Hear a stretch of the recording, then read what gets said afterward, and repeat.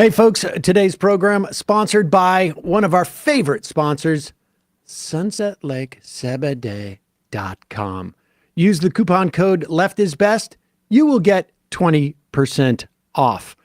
Sunset Lake has great tinctures, Sebede, multiple strengths per dropper, essentially.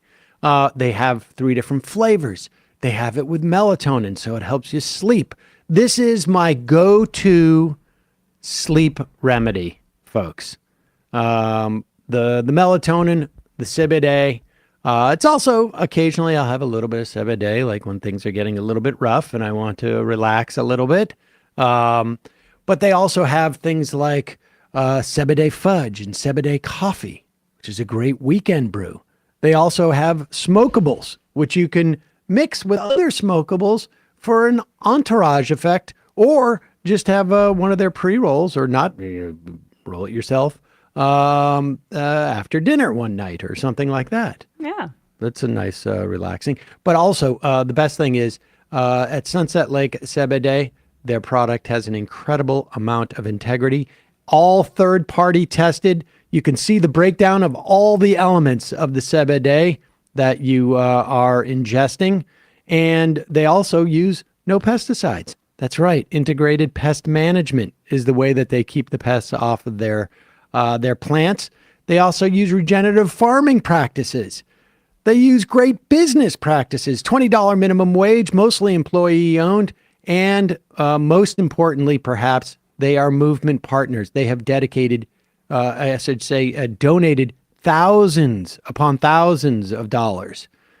Tens of thousands of dollars to things like strike funds, refugee resettlement, food pantries, Vermont flood relief, carceral reform.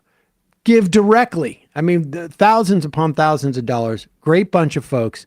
Check them out, sunsetlakesebede.com. They're up in Burlington or near Burlington, Vermont.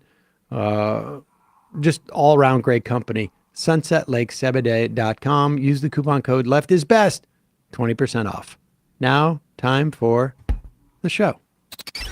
The Majority Report with Sam Seder, where every day's Casual Friday. That means Monday is Casual Monday, Tuesday, Casual Tuesday, Wednesday, Casual Hump Day, Thursday, Casual Thurs, that's what we call it, and Friday, Casual Shabbat. The Majority Report with Sam Seder.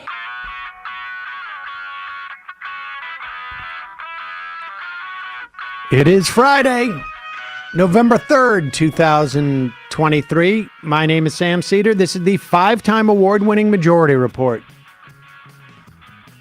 We are broadcasting live steps from the industrially ravaged Gowanus Canal in the heartland of America, downtown Brooklyn, USA. On the program today, Jacob Silverman. On the Sam Bankman-Fried's 7 guilty verdicts, I should say guilty verdict on 7 counts of fraud and conspiracy. Meanwhile, Anthony Blinken in Israel again as pressure for a ceasefire mounts in the Senate. UN Human Rights Office says the Jabalia refugee strikes may be a war crime. House passes $14 billion in standalone Israeli military aid. And somehow, Democrats plan to end run around Tommy Tuberville's military promotion block. FTC accuses Amazon of a secret algorithm to fix prices and of destroying evidence. Speaking of destroying evidence, Eric Adams had to postpone his trip to Washington because his chief fundraiser's house was raided by the FBI in an illegal donation investigation. Gosh, crime is just out of control in the city. It totally is. Ivanka Trump loses a bid to put off testifying because of childcare issues. As Uday and Kusei Trump lose it under questioning. 3-judge panel from the Eighth Circuit overrules the EPA on chlorovirus, which is a pediatric neurotoxin. Overrules their ban, I should say. Unemployment raises to 3.9%. Non-farm payrolls only increased by 150,000 jobs. So the Fed's plan is working to weaken labor. All this and more on today's Majority Report. Welcome, ladies and gentlemen. Thanks for joining us. It is Casual Friday. I'm wearing a soft-collared shirt. I managed to find the long-sleeve version of that. I'm a fan of that shirt. It's a classy shirt. Thank you very much. I appreciate that. I was wondering why you were asking what the sons of Saddam Hussein's were named. Yeah, I was trying to remember. Yeah. But I didn't know what the punchline would be, and good job. It was good. I appreciate that. Yeah. Yeah. I took that one out of the. I feel like that's an old one. But I don't know. Maybe not. Referencing Uday and Kusei? Yes. Yeah, Well, or just, that maybe that was used a long time ago. I don't know how it wasn't. Feels like it should have been. Yeah. But nevertheless, we got a lot to get to today. And very excited to have Jacob Silverman on. He'll be on shortly. He's been doing great reporting on Sam Bankman-Fried and all of the crypto stuff. But he also, starting Monday, is going to be joining the AM Quickie. I mean, what a get. It's a huge get. Jacob is one of the best, writers out there. Great follow. People should check out his work. So feel lucky that he's going to be kind of working with us on the AM Quickie. Yep. That's good what stuff. it means to be a mighty man of valor. You can go to amquickie.com. I've been reading a lot about, actually, what's his face? Who's it?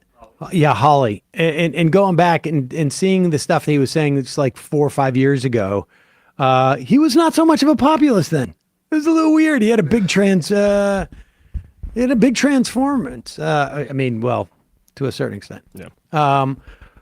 Let's get to this. Yesterday, I guess it was yesterday now, Dick Durbin in the morning. Yeah, we opened the show with that. Right, he was the first to call for a ceasefire. He was the first to call for a ceasefire. Now, Dick Durbin is not doing that without permission from Joe Biden. And Dick Durbin was also, I'm sure you mentioned, was also the first person ever to be recruited by AIPAC. Wow. I did not to run that. In the Senate. Now that was 40 some odd years ago, I think it was. Man, I was going to say, how old is Dick Durbin? 79. Old enough to be the number 2 Democrat in the Senate in terms of seniority and in leadership structure, which makes his call for a ceasefire even more impactful than most people saying so. Well, what it really does in my mind is it I guess it was back in the 70s and 80s. It was in 1982 as a House candidate. Durbin was endorsed by AIPAC. What it indicates to me is that this is where the White House wants to go in some fashion, because there's just Dick Durbin would not be out there saying this when the White House is not saying this, if this wasn't a way in which they go. This is very much like when Sean Fain invites Joe Biden to come to the picket lines, that invitation is probably the idea of the White House. Right. They've had conversations before. And so Dick Durbin does this in the morning, and then by later in the afternoon, you have Chris Murphy, who is considered sort of like the one of the more prominent voices in the Democratic Party in foreign relations, as it were. And here is, and note, the difference between Dick Durbin saying this first, and let's say Bernie Sanders saying this first, Dick Durbin opens up a lot more space for people to come in and also say they want a ceasefire. Here is Chris Murphy on Chris Hayes's program last night, ostensibly to talk about Tommy Tuberville, but really, I think, to get this a ceasefire call out there. Today, you released a statement in which you said the following: the current rate of civilian death inside Gaza is unacceptable and unsustainable. I urge Israel to immediately reconsider its approach and shift to a more deliberate, proportionate counterterrorism campaign, surgically targeting Hamas and Islamic Jihad leaders and terrorist infrastructure, while more highly prioritizing the safety of civilians in accordance with the law of armed conflict. Why did you issue that statement? So there's no doubt Israel has the right to defend itself, and there's no doubt that Hamas is responsible for these civilian casualties because they hide themselves, their weapons, their infrastructure inside civilian buildings, mosques, schools, and hospitals. But Israel does have a responsibility to weigh the cost to civilians against the ability to target Hamas leaders. And I think when you are talking about 8,000 Palestinian civilians being killed, 3,000 children, there's no way but to come to the conclusion that the cost to civilians has been too high and that Israel has to reconsider the way in which it balances its desire to go after and get Hamas and the damage being done to civilians. The moral cost is just too high when 3,000 Palestinian children have died, but the strategic cost is too high as well, because as we learned in Afghanistan, when you are too casual or too permissive about civilian casualties, that ends up being recruitment material for the very terrorist groups you are fighting. And so for me, it was important today to say that we have reached a point at which the rate of civilian harm here is too high for Israel to sustain, for the world to sustain, and it's time for them to change course and be much more targeted in their decisions about when they go after terrorists in civilian, heavy civilian population centers. Now, I mean, it's certainly not hard to sort of take exception to the, sort of the bloodlessness of this. But nevertheless, the point being is that this is the beginning of, at the very least, the pressure that's going to come from the United States, and it's going to build. Blinken is in Israel again with sort of like the obligatory, we stand behind Israel, et cetera, but he is there looking for his, humanitarian pause or whatever it is that they're calling. The reason why they're afraid of saying the word ceasefire is because they want the option of going back in, but this is not sustainable. Yeah. And I think from a moral standpoint, we've already far surpassed like any justification for what's happening. And frankly, I think from a strategic standpoint, the idea that there's not going to be a generation or two of these under 18-year-old kids who grow up to seek revenge for this. I think that's also hard to imagine that that's not going to happen. But the trauma alone, the trauma of seeing this alone, and if you're just thinking and you only care about Israelis, which I don't agree with, obviously, but just from the perspective of just protecting Israel, this is not the way to go. No, yeah, exactly. That's the strategic failure of this.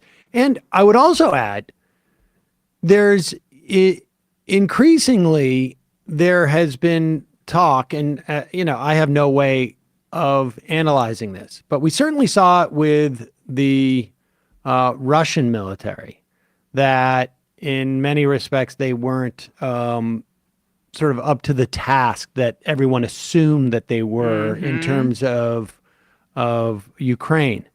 There was a video going around of a Hamas fighter putting essentially like some type of explosive device on a tank, on an Israeli tank, and then running back to the position and firing a shoulder fired anti-tank RPG.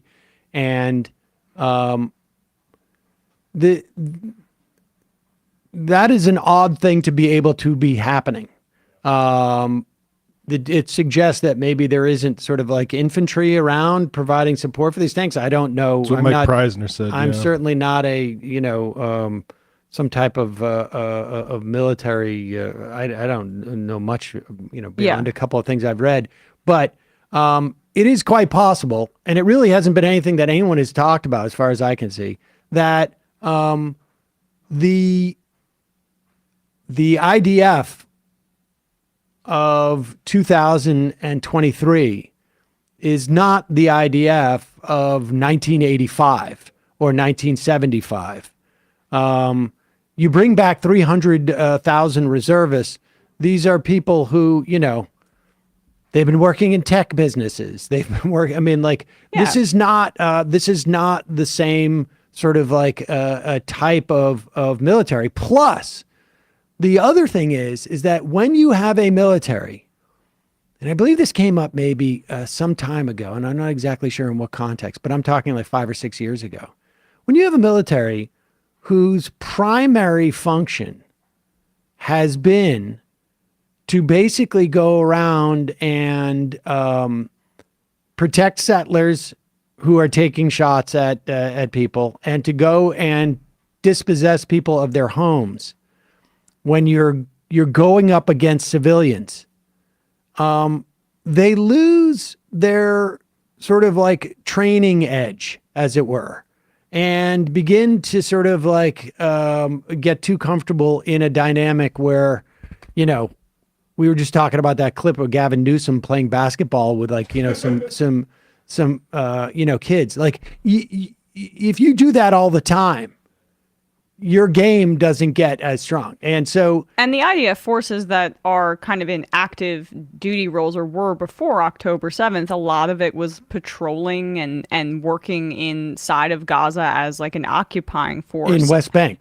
in the West Bank as an occupying force versus the active combat that you described. Exactly. And the questions about the military failures go back to the 7th, where the border was unsecure and they were helping settlers in the West Bank. They're doing exactly what you said, yeah. Right. So, that is instead of what could have prevented the attack. But just really quickly, because you mentioned Blinken, this is a marked shift in tone. I want to read this quote really quickly.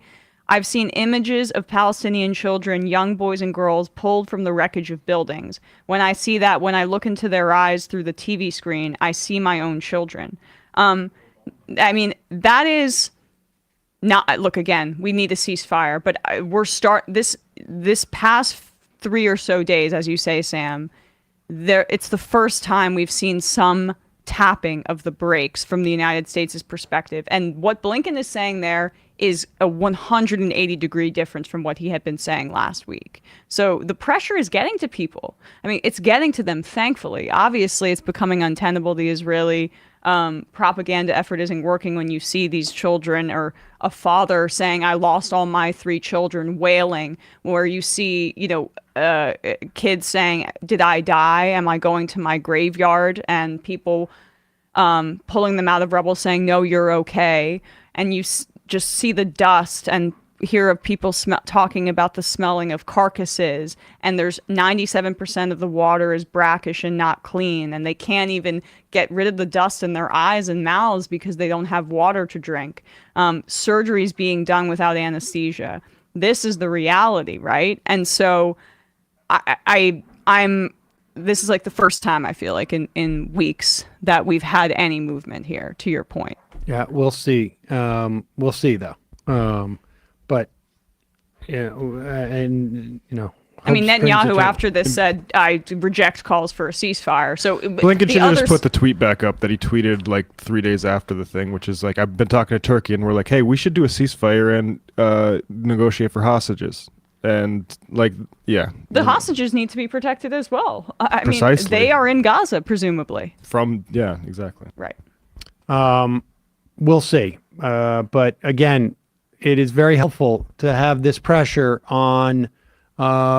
These senators are not just being moved by pictures of Palestinians getting killed. They're getting moved because they're seeing a shift in where the public is on this. And thanks particularly to Rashida Tlaib. Yes, her bravery and Jewish Voice for Peace, and If Not Now, and all of the Arab groups backing this. There is a major march happening tomorrow in D.C. People can look that up if you are in the D.C. area and you want to support the Palestinian cause and protecting these civilians. These historic demonstrations are also having this effect of ramping up the pressure. Without a doubt. 2 p.m. on the Freedom Plaza. Yeah. And,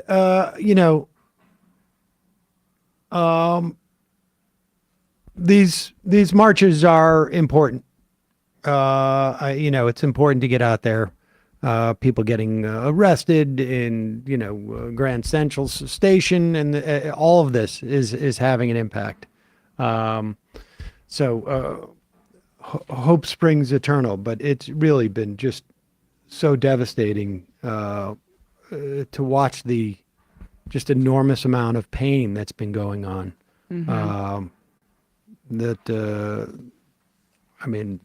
It's just, the images have just been horrible. Suffering by our tax dollar.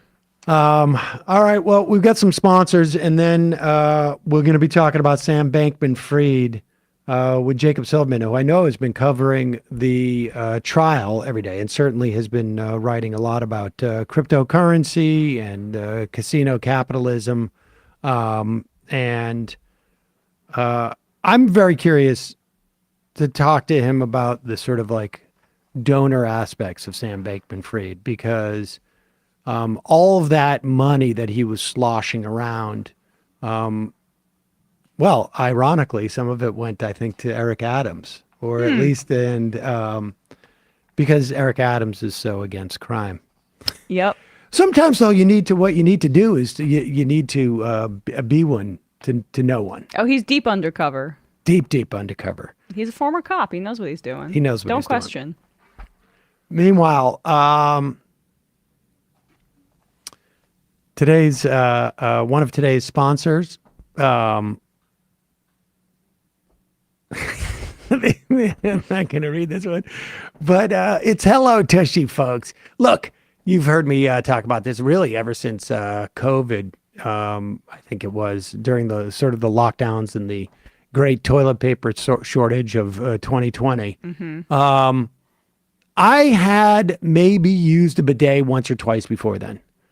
And the bidets I had used were like these like hugely expensive ones from Japan, because they were like people that I knew who had a fancy toilet. Yeah. And they were fun. And I do remember the experience being pretty great. But I'll tell you something, once you use a bidet for a couple of times, everything else just seems like you're moving backwards in time. Like we're moving back into the Stone Ages. It makes total sense. When you get dirt on your hand, you don't take a dry piece of paper and wipe your hand off. No, you use water. And that's what the Hello Tushy bidet attachment does for you. They have over 100,000 5-star reviews. You can see why millions of real pooping human beings already love Hello Tushy bidet. This is the thing. One of the things I love about this. If you know how to change out your toilet seat, you know how to put on a Hello Tushy bidet attachment. No extra plumbing, no extra electricity. Literally can put it on in about 10 minutes. It has a 30-day risk-free guarantee and a 12-month warranty. After 30 days, if you have not seen the light, as it were, you can return it, but you won't. Hello Tushy's bidet, fresh stream of water, cleans your bum 2 times better than wiping. I don't know how they measure that, but for me, it's just, it's hands down. Literally. I guess literally, and yeah. Using a Hello Tushy bidet also prevents poop particles from spreading from your hands and everything you touch. Because all you do is you wash yourself, turn a knob, wash yourself, you get washed, then you just pat yourself dry. Take care of yourself from the bottom up this holiday season. It's a great gift, incidentally. It's a great gift. Practical. It's totally practical, and it's something that people wouldn't think to get for themselves. And then all of a sudden, you've changed their lives. Visit hellotushy.com. I'm not joking about that. I know you're not. Visit hellotushy.com/majority. Use the promo code majority for 10% off your first order. Don't miss out on their Spend and Get event going on now through November 18th. I'm not sure what that Spend and Get event is, but check it out. 10% off with the coupon code majority at hellotushy.com/majority. Also, and we'll put the podcast, the link in the podcast and YouTube descriptions. I have always had trouble finding clothes, dressing myself. Well, not dressing myself, but finding clothes to wear, particularly like on the more sort of like, you go into a nice dinner, you go into, you go into a function where, people expect you to dress up. I have You're sartorially challenged, as you I'm like to say. sartorially challenged. I grew up in an era where like grunge was everything, and but now I want, and people dress nicer now, I think in general, but not formal, but like nice. And for me, the way that I have achieved that is through Rhone. Rhone's commuter collection is the most comfortable, breathable, and flexible set of products known to man. And here is why. Because Rhone, like I say, gets you ready for any type of occasion. I have worn the same Rhone shirt literally from a funeral to a fancy dinner, through the day. No smelling, no sweating, and it's incredibly comfortable. It feels like a tech shirt or whatever they call that, but it looks like a dress shirt. And they have not only dress shirts in that way, they have comfortable pants, they have quarter zips, and they have polos. They also have like sport coat and slacks, which I'm working on. Rhone has a 4-way stretch fabric, provides breathability and flexibility. So you could play golf in it, you can run around in it, frankly, and still looks really sharp. And here's the beauty of it. It doesn't need to be ironed. Take it out of the dryer, hang it up for 15, 20 minutes, and it looks great. And if you're traveling, that's a big Huge, deal. Going to huge, something huge. formal, like a wedding, Huge. perfect for that. Huge. And any wrinkles, as soon as you put it on, they're gone. Has Gold Fusion anti-odor technology, so you're smelling fresh all day. Rhone is 100% machine washable. Goodbye dry cleaning expenses. I love this stuff. All the shirts I brought and pants to Vegas were Rhone. I've made the move. Amazing. Didn't have to iron. Huge for me. Commuter collection, get you through any work day and straight into whatever comes next. Head to Rhone.com/majority report. Use the promo code majority report. Save 20% off your entire order. That's 20% off your entire order when you head to Rhone, RHONE.com/majority report. Use the code majority report. It is time to find your corner office comfort. All right, quick break. And when we come back, Jacob Silverman, co-author of Easy Money, Cryptocurrency, and Casino Capitalism, The Golden Age of Fraud with Ben McKenzie, and host of the Naked Emperor podcast on CBC.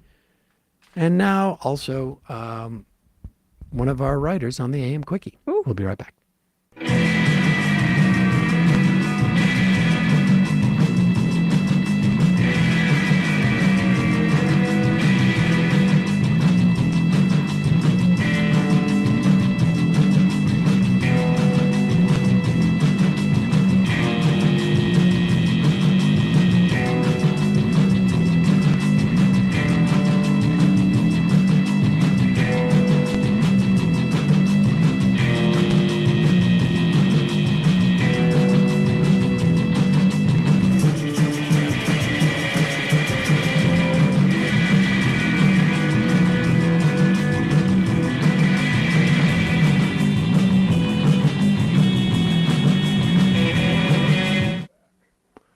We are back. Sam Seder, Emma Vigland on the Majority Report. Joining us now, Jacob Silverman, co-author of Easy Money, Cryptocurrency, Casino Capitalism, and the Golden Age of Fraud, co-written with Ben McKenzie, and host of the Naked Emperor podcast on CBC. And also starting on Monday, our one of our writers on the AM Quickie. Very excited to have you on board, Jacob. Thank you. That's the official announcement, I believe. And there it is. That's the official announcement. And it was also super timely, and also just sort of like good manners for Sam Bankman-Fried to get convicted today, so that you can focus. You don't have to cover the trial as much anymore. I have to admit, personally, it's a little bit of a relief to hopefully move on from this in some way. Will you walk us through just sort of like what he was found guilty on and what exactly happened here? Sure.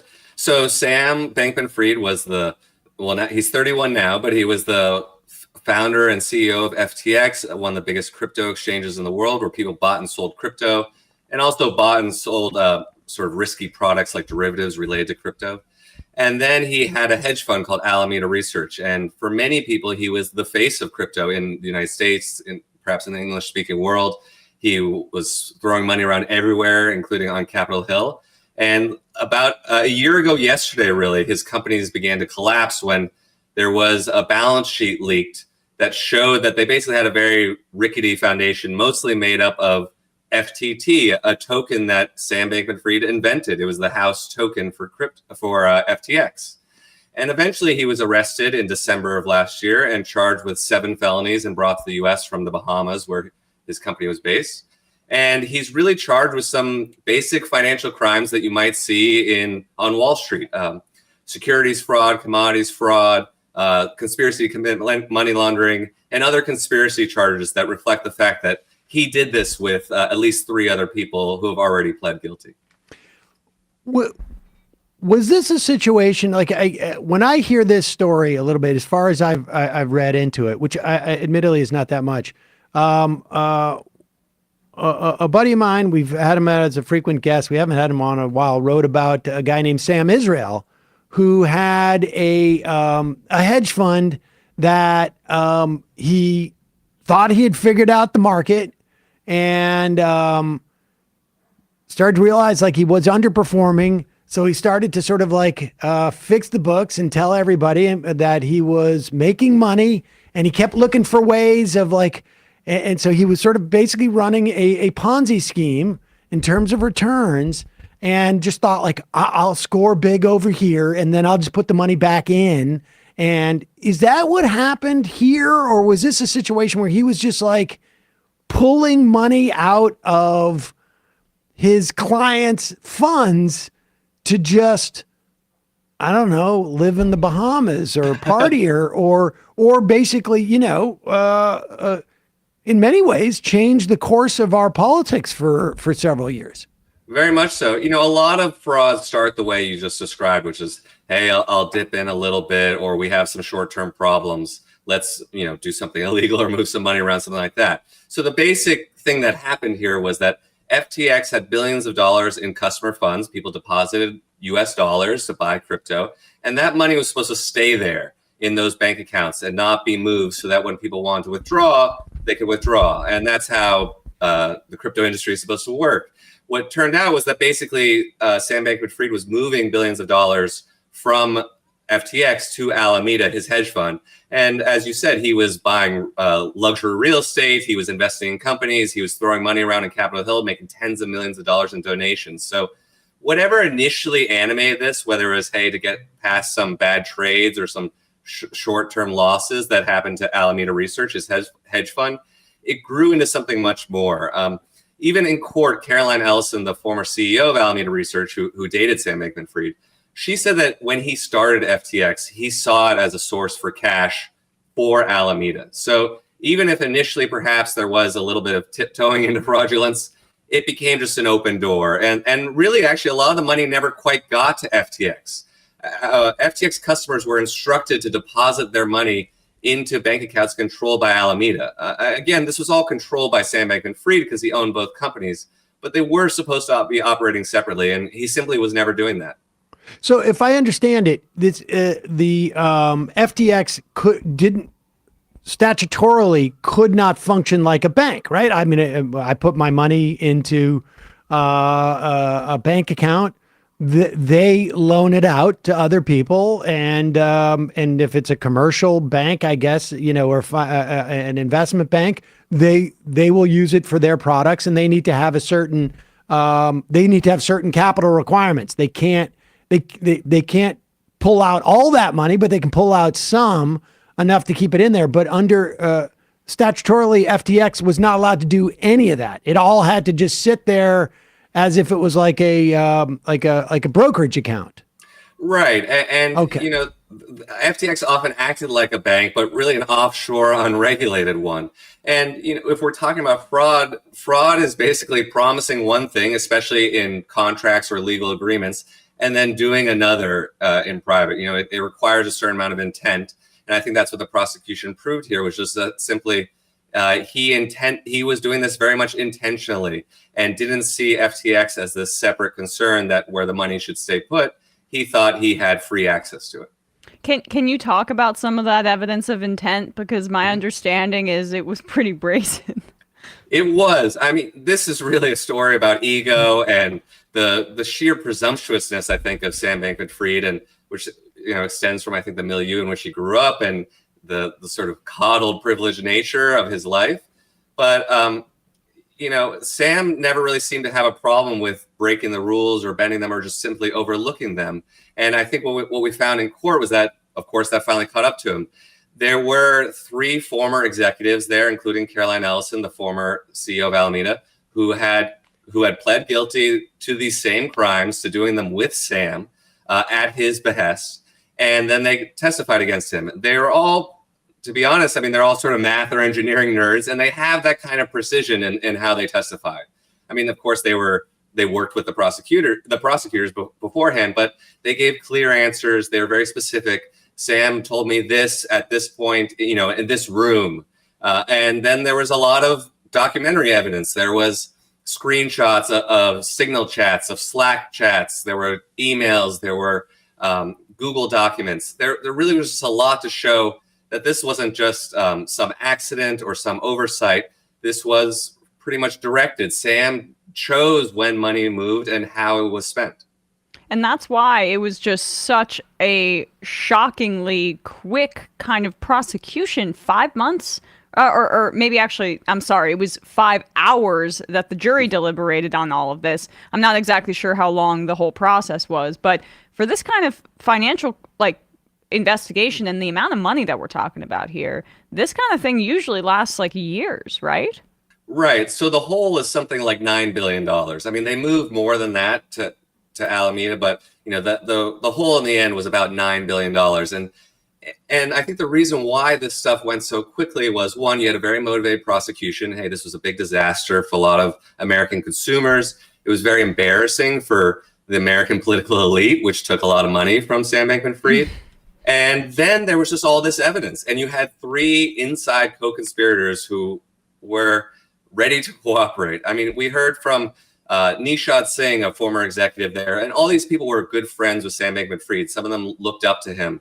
But Nishad Singh had said he was suicidal in the aftermath of the company's collapse. And when he really found out what happened, I think all these people were complicit. They certainly pleaded guilty, but some of them didn't know the extent of things or where Sam was moving the money. They kind of just went along with it. Someone like Gary Wong, the co-founder of both of Sam's companies, he said that Bankman-Fried would tell him, sign this loan. It's going to be in your name, and we're taking out a loan for $50 or $100 million.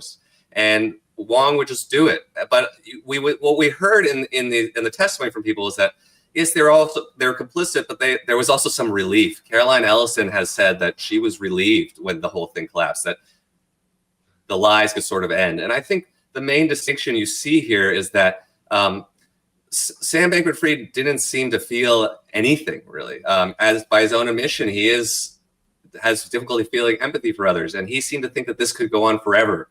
Whereas his co-conspirators, at least at the very end, they took some responsibility and show that this was weighing on them because this was a disaster and this was a criminal operation.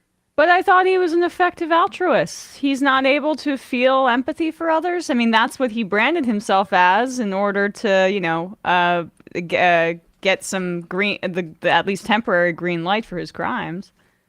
And I think we've seen between his interview with Vox last year when he sort of said that all the effective altruism stuff was possibly BS, and then in the trial where we learned that his image as sort of this sort of awkward, funny-looking CEO who was a little bit eccentric, this was all very calculated. And I mean, you can psychologize however much you want and say this guy's a sociopath or something like that, but I think it's fair to say by now that his public image was very carefully constructed, and that effective altruism, well, one, is probably not a very legitimate philosophy, but it was for him certainly a cover for this moving money around and for greed.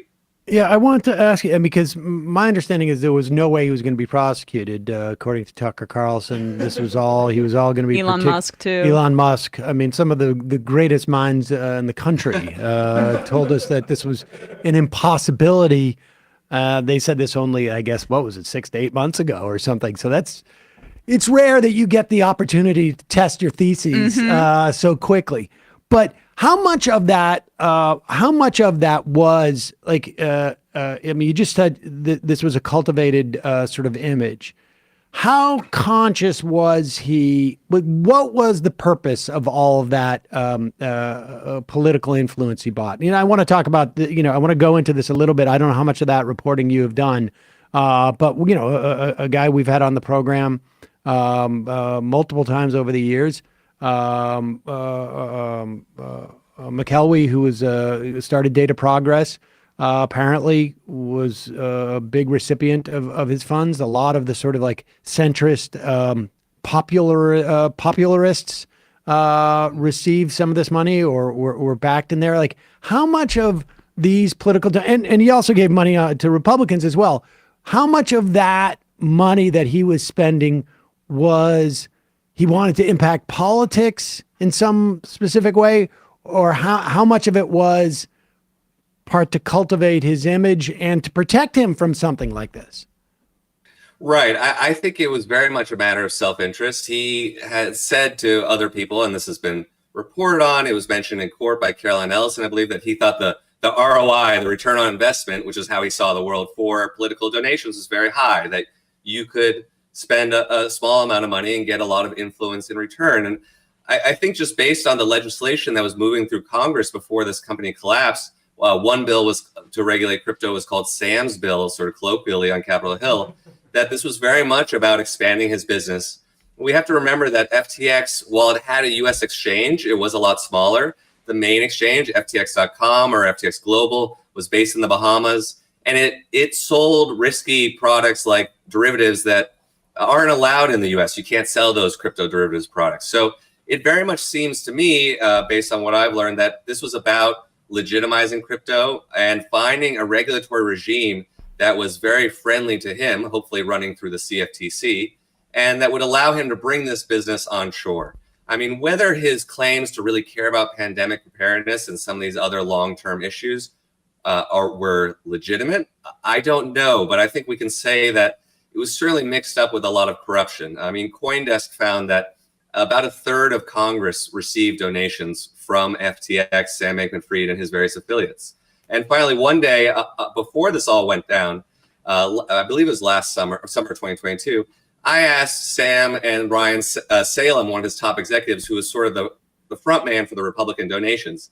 He had just announced a new donation to some right-wing Republicans who were against COVID mitigation efforts and things like that.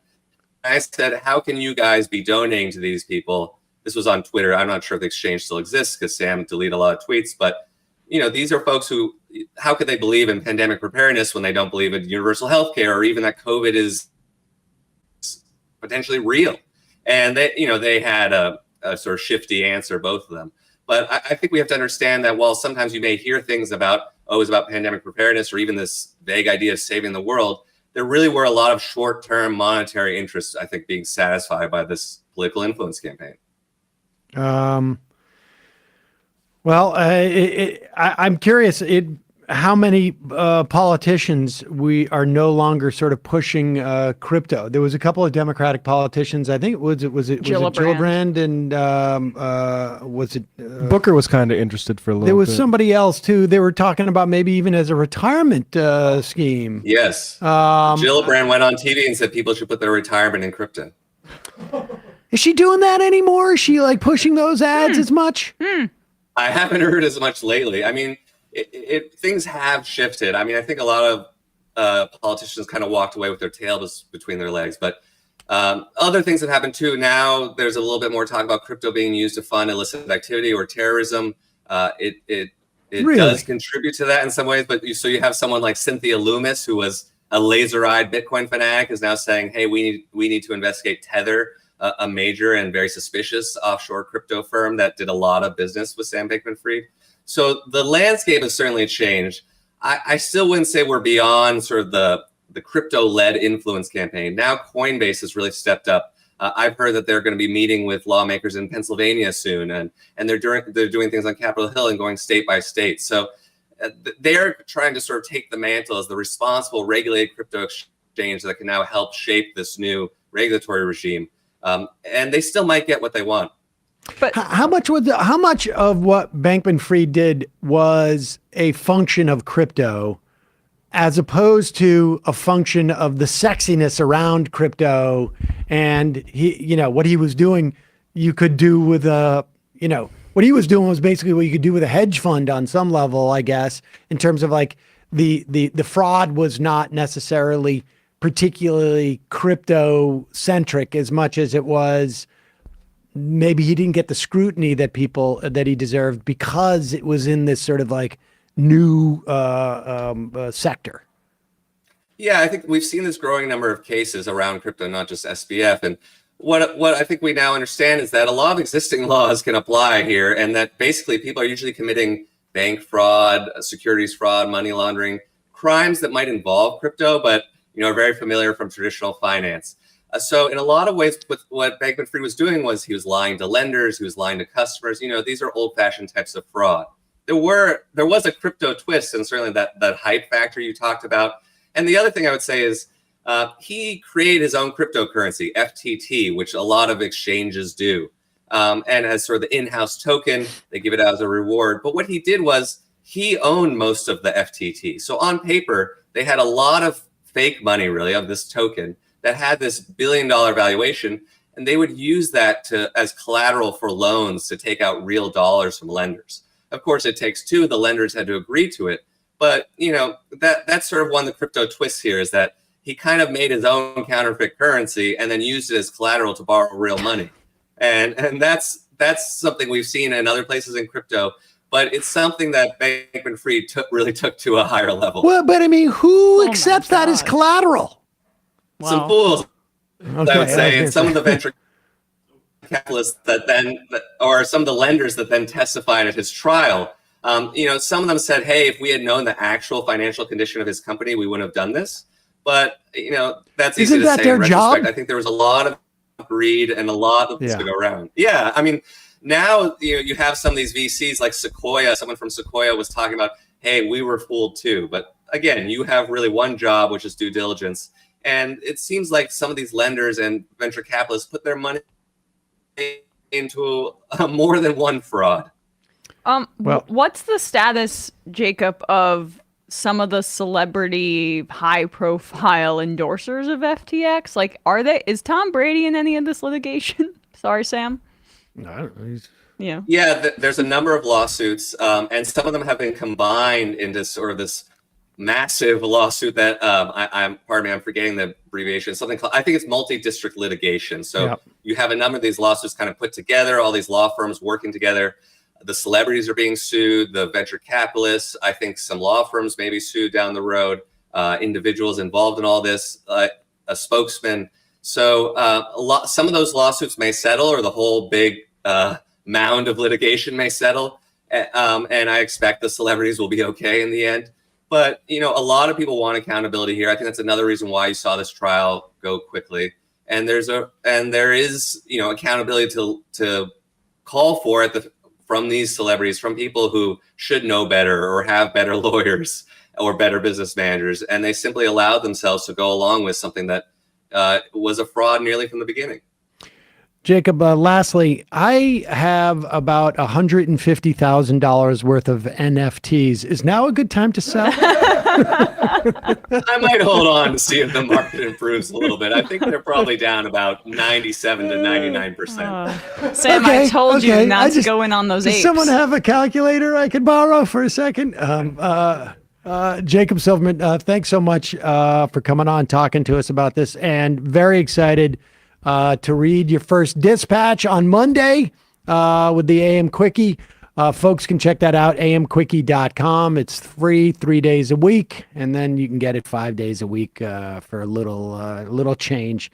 Jacob, so excited to have you with us, and thanks so much for coming on. And are you going to be able to sort of like move on now from the Sam Bankman-Fried thing? I mean, this has been dominating, I would imagine, dominating your life for a while.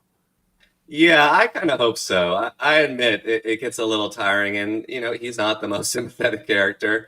I would like to do other varieties of crime and illicit finance. There's going to be more litigation, and there's probably going to be a trial next March, perhaps around the campaign finance charges and this $150 million bribe that his colleagues say he paid to Chinese officials to unlock $1 billion in crypto that had been seized in a money laundering investigation. Oh, wow. So this isn't over. I think other people could be charged. Sam's own parents might face legal jeopardy.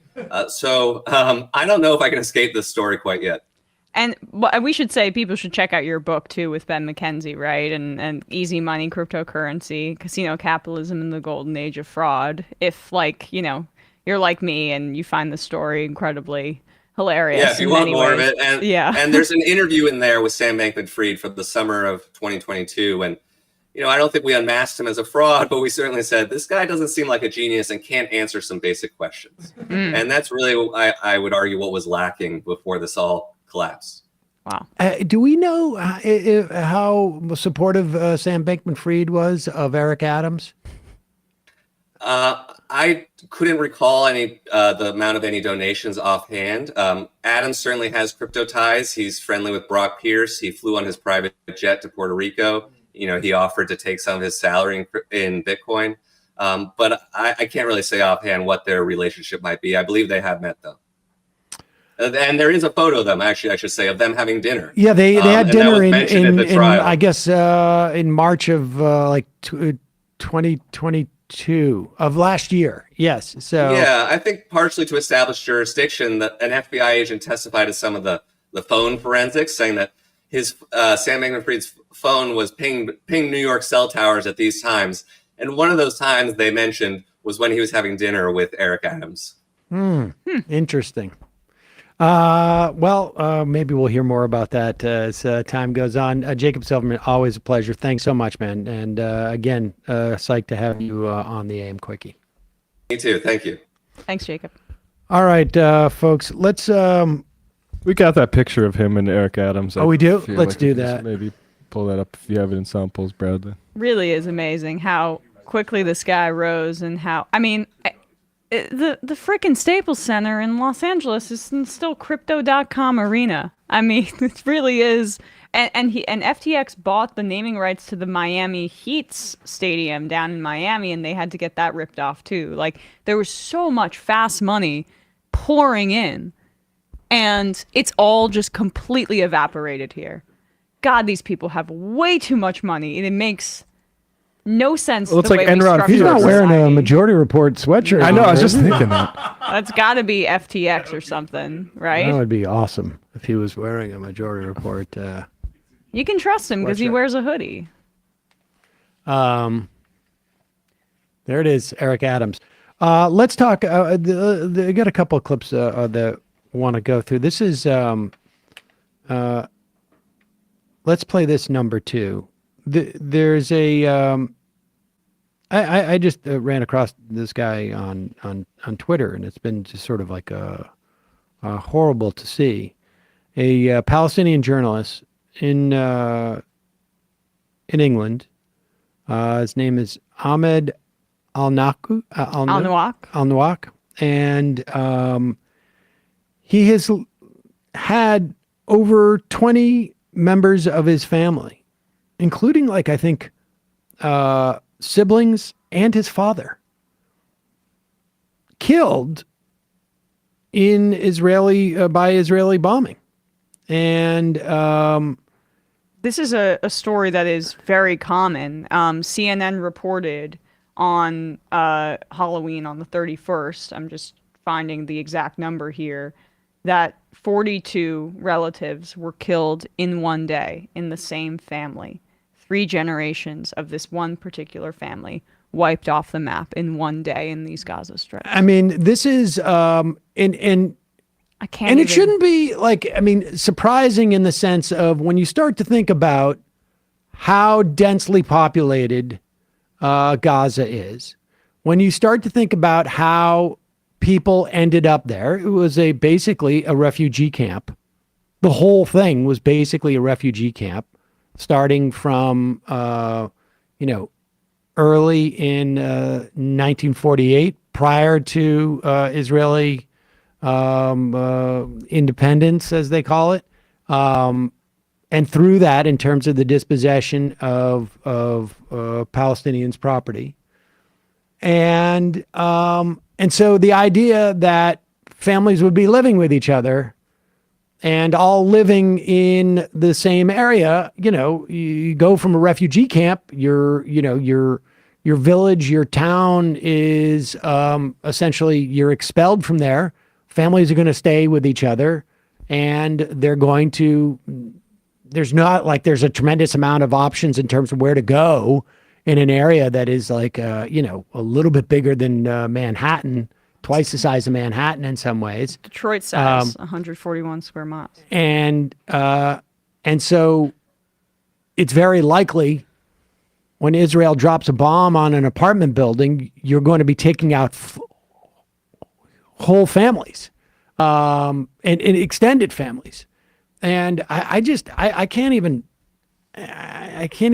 This is why scholars are calling it crimes of genocide for that reason. I can't even begin to, and you'll notice that on this, he's on Good Morning Britain.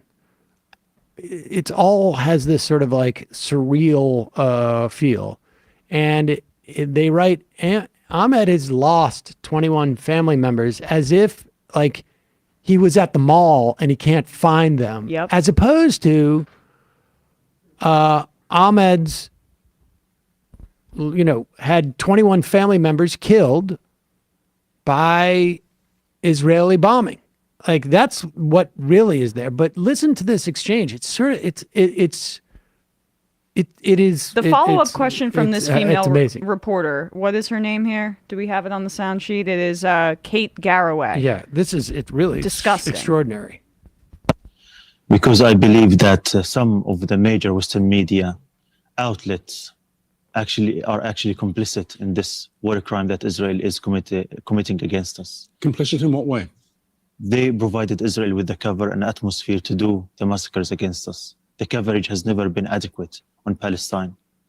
There has been a lot of misinformation. There has been a lot of lies about what actually happened, not only in this conflict, not only since the 7th of October, but for 75 years of the conflict. Now, you're talking about we, speaking as a Palestinian. Israel's very clear that this is against Hamas, a terrorist organization that perpetrated the most horrific atrocities.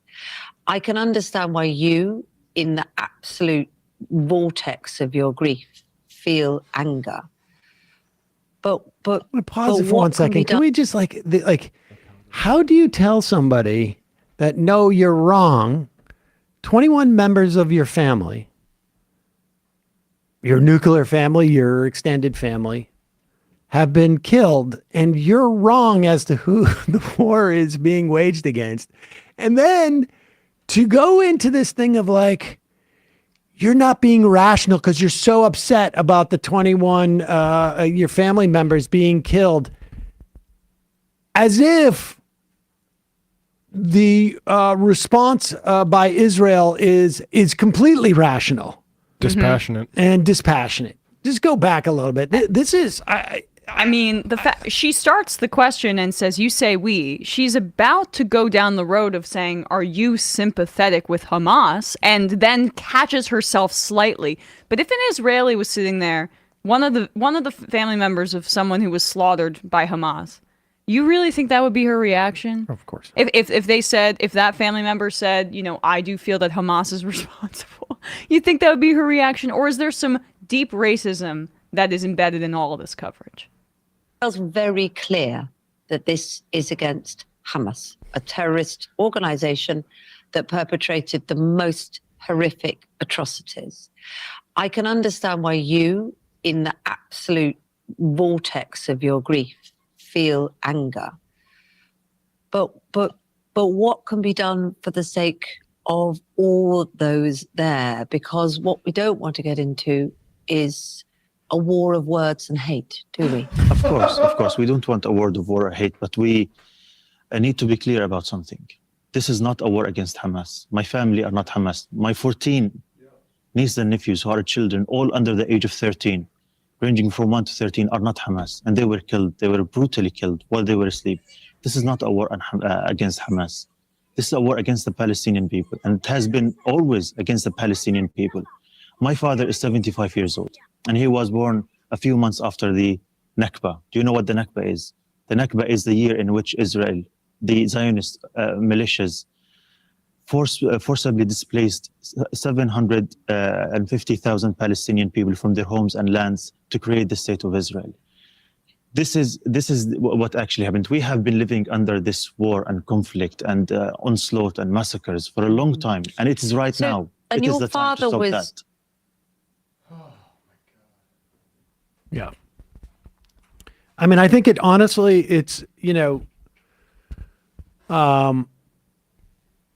the idea that there are these stories getting out now and sort of like leaking through the mainstream press in this way. Yeah, can we put up that CNN article actually? That I sent? Is a big change. It's a big change. I mean, I said this early days back when I was in Vegas when this first hit, and I had a lot of time to sit in my hotel room and watch CNN. And I remember thinking like, oh, I've seen this before. Like, I know, like within 48 hours, I knew the names of like 3 different IDF spokespeople. And they had, one had a British accent and one had an American accent and one had an Israeli accent, but his English was pretty impeccable. And this, for a long time was one of the advantages that Israel had, among others, in terms of like being able to present its case to the United States, let's say, was that Israel was very European in its in its presentation. Yeah. And people, the vernacular, and just like it was easier for people in the West to interview these people and get their story out, as opposed to the Palestinians who wouldn't just simply did not have the same sort of like familiarity and with Western media, and there wasn't the savvy and et cetera, and that has changed. Yeah. That has changed over the past 20, 25 years or so, where. I mean, you still, you had people obviously like Edward Said and others, but in terms of being able to hear from a wide range of Palestinians, and that's on Good Morning Britain. Yeah. That kind of stuff. I was going to mention Said. There's a documentary I was watching last night that's available on YouTube. Edward Said in Palestine, 1988. People can look up, and there's 2 parts that they're so like. This part reminds me of that so much, like his treatment in the media. One, it's him on like a Maury Povich type panel show, and there's a Israeli spokesperson there, and the immediate framing of the conversation is, this Israeli spokesperson is here even though Edward Said is part of the PLO and they're terrorists, and that's like the hill he has to climb up immediately. And there's another part of the documentary where he's telling this story about and it's like a dark humor, Palestinian dark humor about they call us terrorists no matter what we do and whatever like that, and he's telling this whole joke, and at the end of it the person filming is like, but you denounce terror, right? And it's like that's the same that we saw at the start of this, and it's, as to Sam's point, it's slowly eroding, right? Remember we covered all those clips with, do you condemn Hamas? Do you condemn Hamas? Even though your family just died, yeah. It's the same thing, right? Yeah. That you saw, and it's the notion that Palestinians have to be perfect victims in order to get sympathy, but it is eroding. Thankfully, people be able to tell their own stories too. Social media and the internet has changed everything. When Palestinians and people in Gaza are able to film the atrocities, and we've all seen way too many things that we'll never forget. But that's the fact is that's what people are experiencing. And just quickly, I just have to show this image because another effort at humanizing these Palestinian Americans, or these Palestinians. Palestinian American family mourns 42 relatives killed in a single day in Gaza. You can see the photo of this family here. And that is an American who's never going to forget that their government was complicit in funding the killing of 42 members of that person's family. That's not how you fight a terror organization. Massacre civilians. Do we even care that there are Palestinian Americans in this country that are sitting by and understanding that their tax dollars are going towards bombs that are killing their family? And we're censuring Rashida Tlaib, who has Palestinian family, who knows that she's a part of the government that is greenlighting the weapons that are going to kill her own family. And this is the person that we need to be condemning here. Understand what that must feel like. What must that feel like for a Palestinian American? And there are Palestinian Americans. Yeah, a lot. A lot. Let's go to this clip. This clip number 4. I think the Ta-Nehisi Coates has been interviewed in other places too, but this is him on Democracy Now! And he's talking about, what's interesting is that it's also I feel like the first time that, I don't know that Democracy Now! Is necessarily, it's not mainstream media, but certainly Ta-Nehisi Coates is a mainstream figure. He was at The Atlantic, right? Yes. Considering what their output recently. He is Obama has spoken about reading Ta-Nehisi Coates. Yeah, to hear him talking in this way, and it for folks who listened to this program before, or years ago, or familiar with Michael's work, the construction of this is also going to sound eerily familiar in some respects. But Ta-Nehisi Coates is on, and we're starting this clip about 4 or 5 minutes into it from Democracy Now! But he starts off by saying, before I went to Gaza, he visited Gaza. I'm not sure when this was, a year or two ago. I think it was recently. the West Bank, if I'm not mistaken. This time. This time? Okay. He said, West Bank, I'm sorry. He said, before I visited, I was under the impression that this conflict, as it were, the occupation, et cetera, was very complicated. And just before we get to this point in the clip, he's relating his experience in traveling around with a Palestinian guide in the West Bank, in moments where the Palestinian guide is like, I can't walk down that street. You can go, but I cannot walk down that street. And the lack of freedom of mobility, et cetera, et cetera. And then let's pick it up here. It's very, very poor. Its market area has been shut down, but there are a few vendors there that I wanted to support. And I was walking to try to get to the vendor, and I was stopped at a checkpoint. Checkpoints all through the city. The checkpoints obviously all through the West Bank. Your mobility is completely inhibited, and the mobility of the Palestinians is totally inhibited. And I was walking to the checkpoint, and an Israeli guard stepped out, probably about the age of my son. And he said to me, "What's your religion, bro?" And I said, "Well, I don't, you know, I'm not really religious." And he said, "Come on, stop messing around. What is your religion?" I said, I'm not playing. I'm not really religious." And it became clear to me that unless I professed my religion and the right religion, I wasn't going to be allowed to walk forward. So he said, "Well, okay, so what was your parents' religion?" I said, "Well, they weren't that religious either." He says, what were your grandparents' religion?" And I said, "My grandmother was a Christian." And then he allowed me to pass. And it became very, very clear to me what was going on there. And I have to say, it was quite familiar. Again, I was in a territory where your mobility is inhibited, where your voting rights are inhibited, where your right to the water is inhibited, where your right to housing is inhibited, and it's all inhibited based on ethnicity. And that sounded extremely, extremely familiar to me. And so the most shocking thing about my time over there was how uncomplicated it actually is.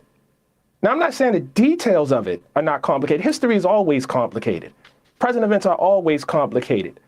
But the way this is reported in the Western media is as though one needs a PhD in Middle Eastern studies to understand the basic morality of holding a people in a situation in which they don't have basic rights, including the right that we treasure most, the franchise, the right to vote, and then declaring that state a democracy.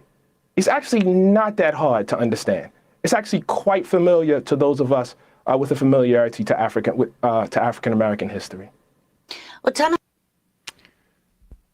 I mean, at the end of the day, that is not necessarily, well, not unnecessarily either, but it's not directly related to this, well, I guess it is directly related, but it is, I guess the point is to hear context from which these events take place and to hear them, articulated by someone who is a broadly considered a very mainstream figure, I think, in Ta-Nehisi Coates.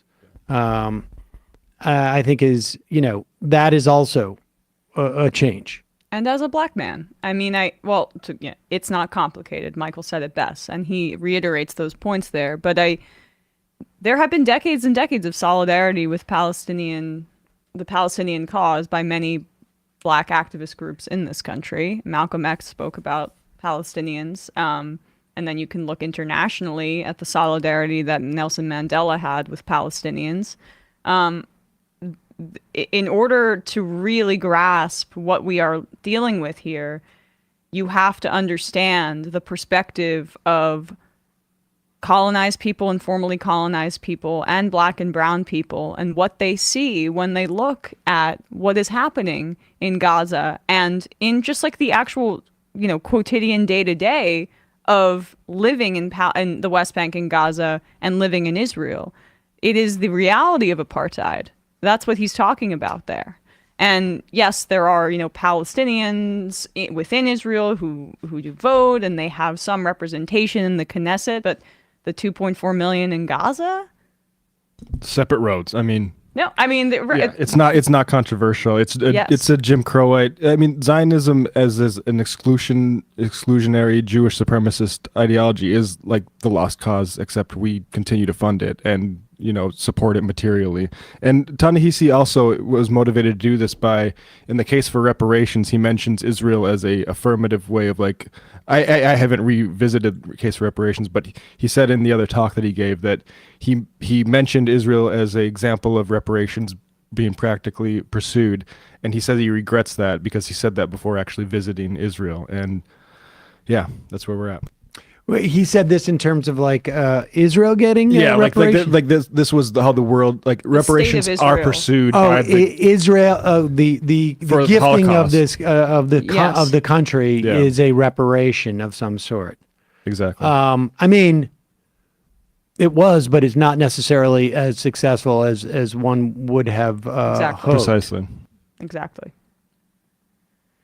All right, let's just end it on or a bit before we head into the fun half. Let's end it on. I don't know if this is cheery, but Ramp up the fun, at it least. is. It is. It is more. It's encouraging. This is yesterday. There was a big interfaith demonstration at the 30th Street station in Philadelphia to demand a ceasefire in Gaza. Again, big protest in Washington, 2 p.m. Tomorrow, Freedom Plaza. But this is in Philadelphia yesterday.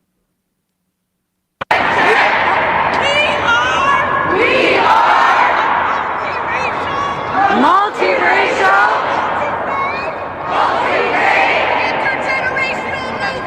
intergenerational movement.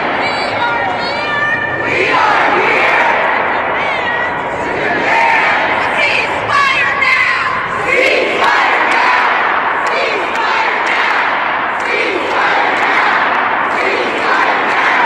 Ceasefire now. Ceasefire now. Ceasefire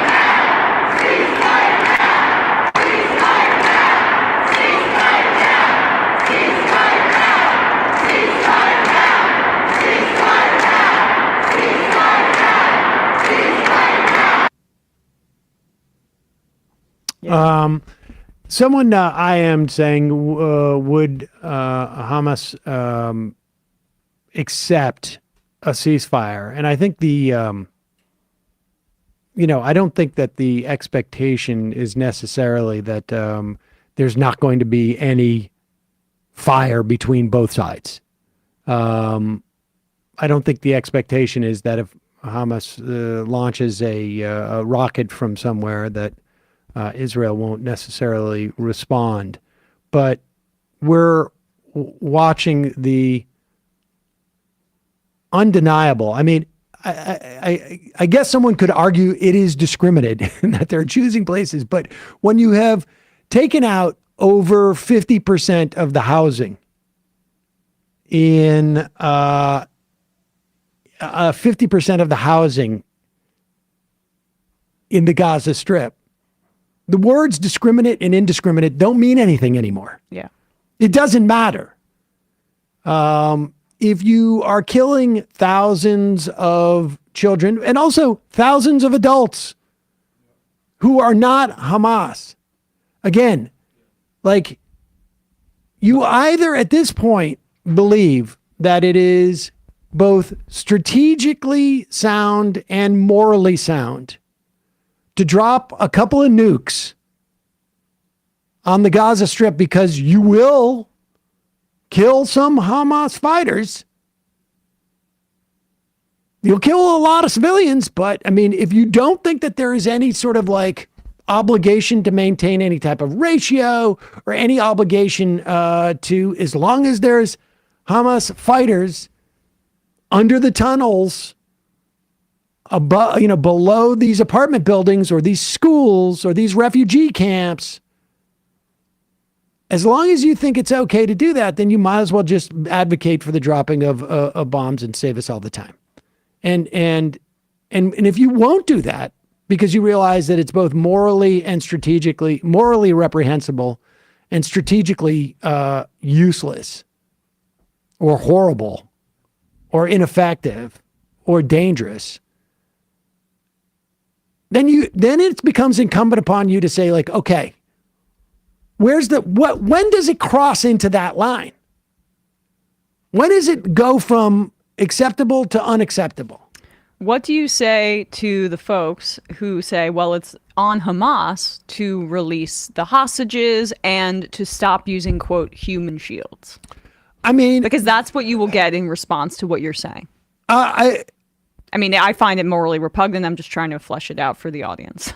Well, I mean, you either accept the premise of, like, this is collective punishment and you're using these civilians as leverage, and it is on Hamas to release the hostages. But these civilians are dying because of the bombs. And what again? Like, how do you pursue the hostage release? If the concept of human shield is Hamas is there, then again, it's basically then you need to come out and just say you are okay with killing every single civilian in Gaza, 2.4 million people, to get to the 40,000 Hamas fighters. Yeah, admit it. We have to say, the hostage families have said we should do a hostage transfer with the Palestinians that are held in Israeli cells. Like that. Hamas has had. There are terms in which you could do the prisoner exchange. That's certainly where they have started. That's what diplomacy is. And the human shields thing, just for people to maybe just be able to counteract this in conversations that you're having.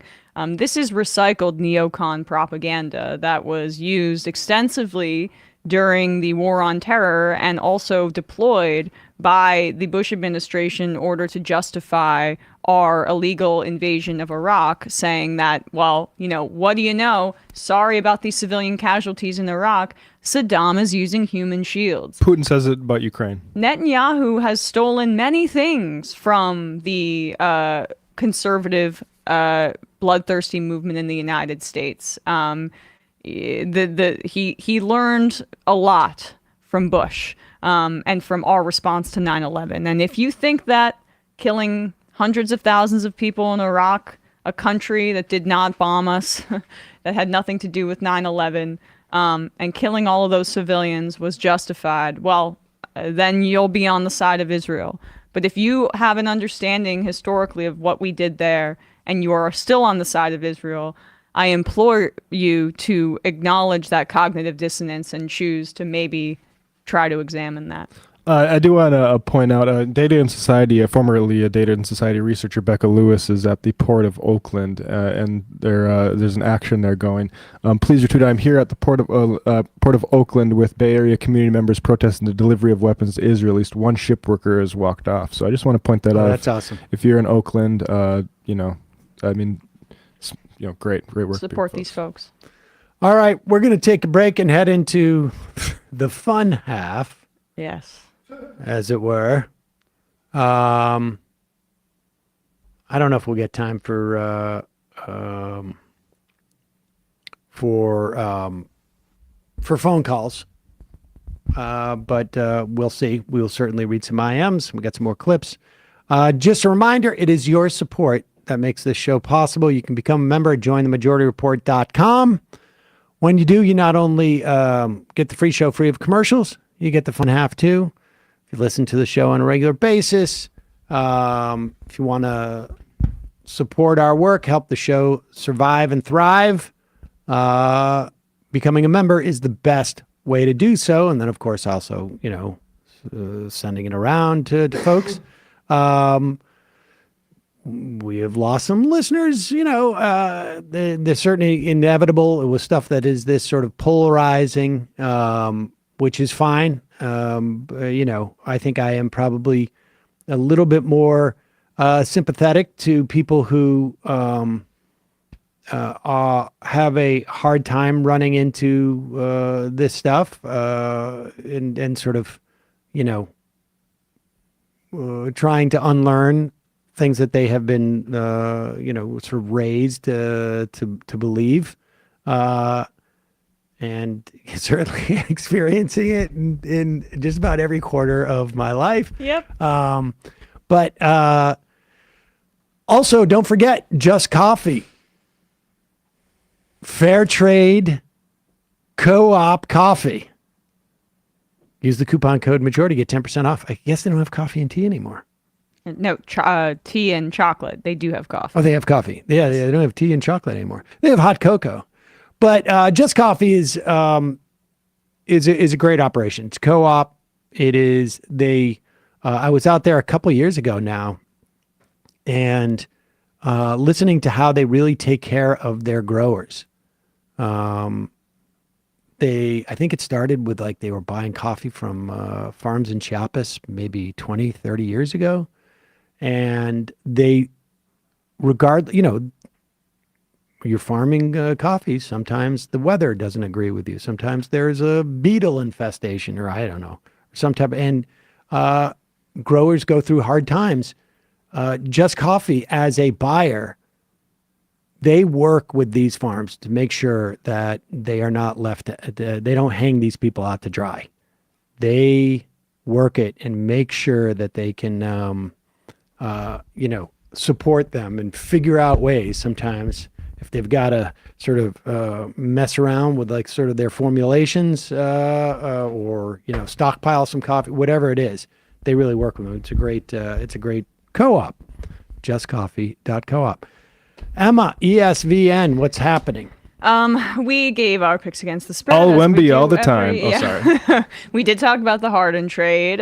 We spoke about the Rangers winning the World Series. Now there's only 5 teams left that have not won the World Series. YouTube.com/ESVN show. Off the top of your head, can anybody remember? That's some fun sports trivia. Can you? Who are the 5 teams that have never won the World Series? Let's see. Well, I do this with the Super Bowl too. It's very fun. Cincinnati? No, they have. The The Reds Reds have won. have, yeah, definitely. Wait, the Cubs? Have the Cubs won? Yeah. They just won recently, They just won, right? yeah. Let's see. Pirates win one? Pirates have won. I remember that. We Are Family. That was their big. It was like Willie Stargell back in the. I think it was in the late '80s. Do you want me to get you going? Have the Orioles? I want to get Yes. one. Yeah, damn. Blue Jays have won. I'm going Yep. through the American League. What used to be the American League East. Brewers have won one. No. Oh, That's really? One of the teams. The Brewers haven't. No, the Brewers have not. Well, they contended a few times, but yeah. All right, you want me to just say? Okay, the Brewers, the Tampa Bay Rays, the Seattle Mariners, the San Diego Padres, and now I'm forgetting the last one, the Rockies. The Rockies. I'm surprised yes. by all that. There's also 4 NFL teams that have never been to a Super Bowl. I don't even care. Okay. Vikings, right? No, the Vikings have been. Oh They yeah, lost. Fran Tarkenton. Yeah. Oh, God. Okay. All right. Yeah. Well, just for people, this is a fun game. Detroit Lions, Cleveland Browns in their current iteration, Houston Texans, and the Jacksonville Jaguars. 4 teams in the NFL have never been to a Super Well, Bowl. half of those are new. Yeah. Well, yeah. True. Matt, left reckoning. Oh, also, I just want to say quickly, it's my 3-year anniversary on the show. Oh, yeah. Yeah. Jeez, I meant to like No. No, wow. Thank She was you. happy. offered a tour, sushi, and poker with the boys. Yep. She came running. And I came running. Thank you, Zeke, for pointing that out. I would have never remembered, given the news, but it's been a great 3 years. Very, very happy here. Looking forward to many more years to come. Yes, very happy to have you. Can't believe it's been 3 years. It both feels It's been a like weird it's- 3 years. Yeah. both feels like it's been like 15 years and like 6 to 8 months. Yes, exactly. So appreciate you all. Thanks so much for the support. Big upgrade for the show. Matt, what's happening on Left Reckoning? Yeah, Left Reckoning, we're going to be doing a clip show, including Michael Brooks clip and some other stuff about Israel-Palestine. Check it out. We did some scary stories. That's been a long time ago. We had a Halloween episode. So if you want me talking about seeing ghosts, patreon.com/Left Reckoning. See you in the fun half. You are in for it. All right, folks, 646-257-3920. See you in the fun half. Are you ready?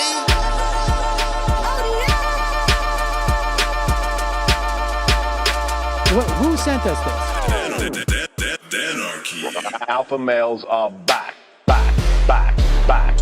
Boy is back. And the alpha males are back. Just as delicious as you could imagine. The alpha males are back. Boy is back. And the alpha males are back. Just wanna degrade the white man. Alpha males are back. I take all of it in my throat. Alpha males are back. Snowflake says what? The alpha males are back. You are a madman. And the alpha males are back. Oh Oh no, Sam Seder! What a fucking nightmare! Bring back DJ. Yeah, or a couple of them. Just put them in rotation. DJ Danner. Well, the problem with those is they're like 45 seconds long, so I don't know if they're enough of a break. That's fucking nonsense. You see white people doing drugs, they look worse than normal white people, and all white people look disgusting. And the alpha males. Psych. Fuck them. Fuck them. Snowflake says what?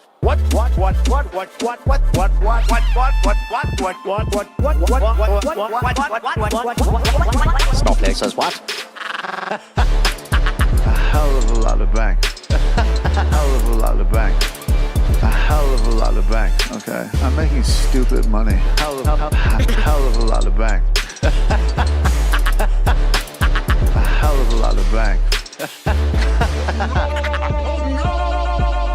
All lives matter. Have you tried doing an impression on a college campus?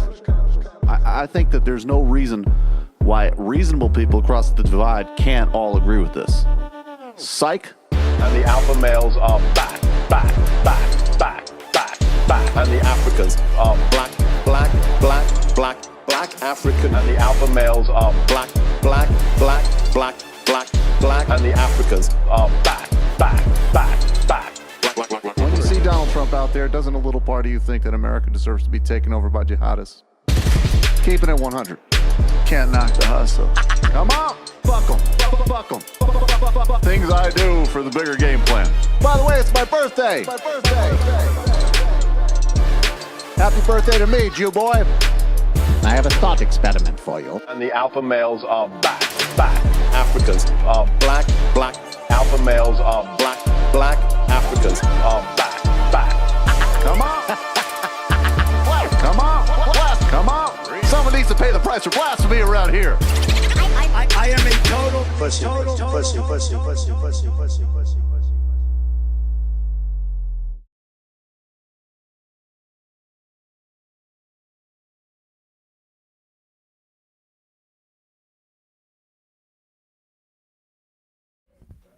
We are back. Sam Seder, Emma Vigeland on the Majority Report.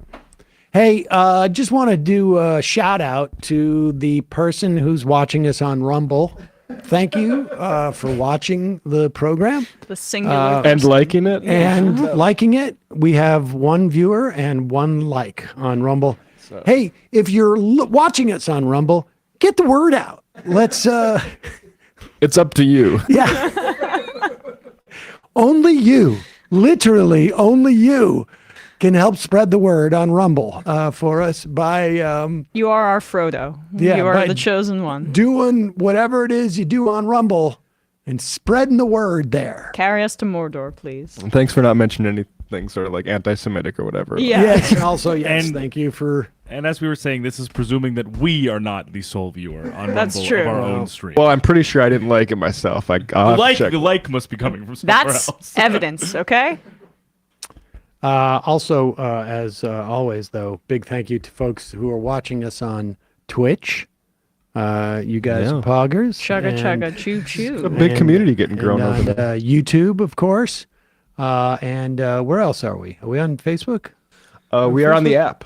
We're on the Facebook. What app? We're not on Facebook or Twitter anymore, but we are on the Majority We don't Report do app. the Facebook. Why? I don't know why. I think I mentioned this to you, but like their whole video system kind of They messed something up. collapsed a little bit. Yeah. No. Yeah. All right. Well, let's try and do that. Get on Facebook. F Twitter. I don't care about that place. We can't do it if we wanted to. What's that? I don't know if we could do Twitter if we wanted to. Oh, because we got to buy a thing. Screw that. Vermont Ben, can someone explain to me how Israel is defending itself by drone striking a hospital entrance that's evacuating patients to Rafah? No one can explain it to you because it's not what's happening. They are not defending themselves in that action. Iowa Ryan, I wanted to do a dab with Sam. All of you, but especially Sam, do you all partake in it? I've dabbed on the...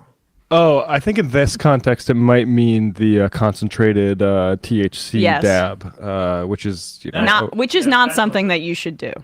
I don't know if you're quite ready for that. Yeah, I didn't know if that was when you asked, Sam. I wasn't sure which it was. It's a homophone in a way. Mhm. Yeah.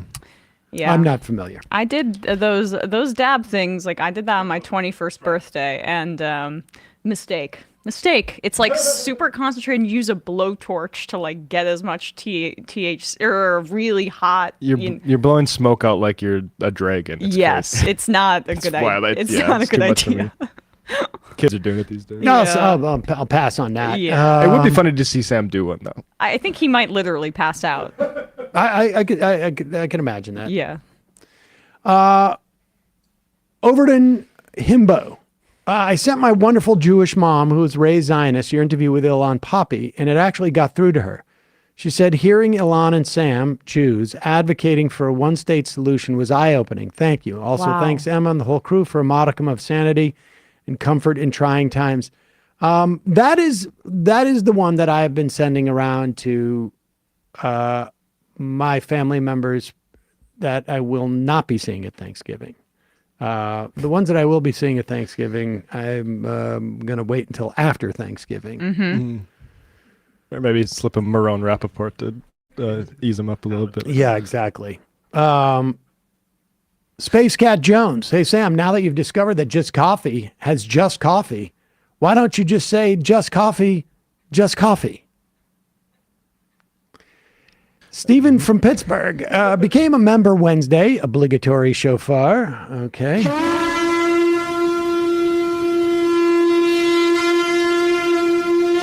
To remind everyone that there's a potentially huge ceasefire rally happening in D.C. tomorrow. Buses are being organized from across the country.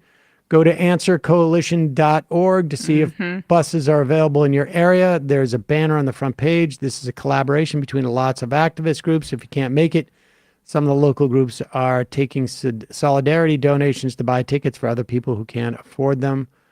Yeah, we mentioned that earlier, but appreciate you becoming a member. Number 13, House just passed a bill to cut the EPA by 40%. This shit is frightening. There's going to be a lot of, I think, like these type of bills that are passed. They won't obviously go anywhere, but they will make for good fodder for Democrats trying to unseat Republicans in House districts. Chris Burdick. How embarrassed are you going to be when you realize you pulled an Uday and Kusei from some half-remembered Dennis Miller bit? There's no doubt. I already am. But he didn't call the Trump. So what's he up to? No. Brooklyn Sue. I strongly recommend the 2019 Irish documentary Gaza on Amazon's Freevee channel. Watch it with someone who needs to be reminded of the humanity of the Palestinian people.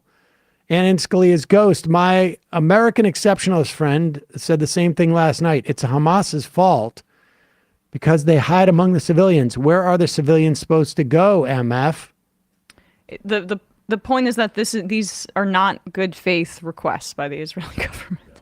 Like, and if they do go, I mean, the point is that when they make these announcements in English, that is for an American audience. It's for a British audience to maintain support from the countries that support Israel domestically, like for what Israel's doing. It's lunch. They're losing, but yeah. and I would, the if that answer assuages the moral sort of qualms of someone.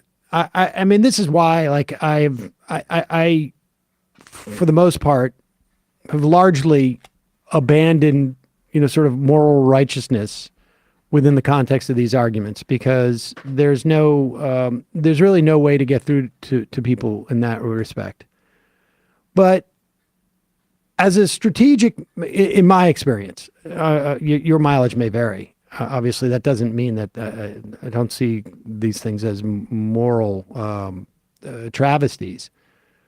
But when you're arguing with someone, you're trying to sort of like change their opinion on this. As a strategic matter, there's just simply no way to argue, particularly when you know how Hamas got started.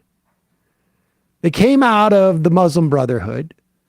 they were essentially favored by the Israeli government to create a bulwark against the Palestinian Authority and Fatah and the PLO, so that there would be a rival and that the Palestinian leadership would be split. And the idea that killing, I don't know, is it 4 civilians for every one Hamas fighter? I haven't seen reports out of Israel how many Hamas fighters are, but I'm being, be generous in their estimations. 4 civilians for every one, 10 civilians for every one, I don't know, 5 children for every one, whatever that is. From a strategic standpoint, it's untenable. There's no way. There's no possible way this doesn't create, even if you were to eliminate Hamas, which you can't. But even if you could, there's no way that this doesn't create a more angry, with justification, it seems to me, replacement for Hamas. There's just no way. But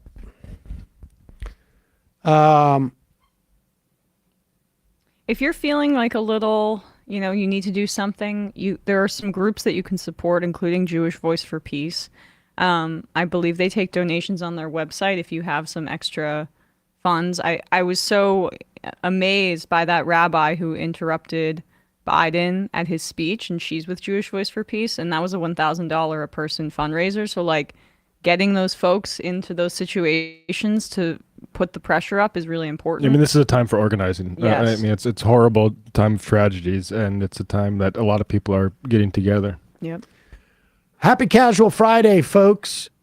Here in Britain, Labour Party, Sir Keir Starmer continues to try and bullshit their way out of the fact that they, in no uncertain terms, on camera, endorse what Netanyahu's doing in Gaza. Did you know that Starmer, as well as his colleague Emily Thornberry, who agrees with Starmer, is a human rights lawyer by profession? Jesus Christ. Also, one of Trigonometry's guests tell me that all I need to know about that podcast is Matt Goodwin, that professor of politics who, during his appearance a few months ago, said that genetic science will make young people more conservative. That's from So triggered by that. Jaz Masood. Why are we even pretending anymore that this is about Hamas? It's about offshore drilling and the plans to construct the Ben Gurion Canal.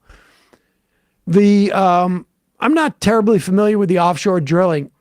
The Ben Gurion Canal is will be like a rival to the Suez Canal, and it will run from the Mediterranean to the Red Sea, and it will provide with Israel about supposedly $6 billion worth of revenue annually. It will be deeper and wider than the Suez Canal. The Suez Canal goes 6 hours one direction, 6 hours the other, something like that. It's a one-way canal, and they just switch which way it's going. This will be two-way traffic. If you look at the path of the Ben Gurion Canal, Ben Gurion was one of the first prime ministers of Israel. I think he was the first prime minister. Or maybe he wasn't the first, but he was also one of the generals, I think, I don't know if it was the Haganah but the canal sort of has to take a northerly turn and go around the Gaza Strip. Personally, I find it hard to believe that this is about that.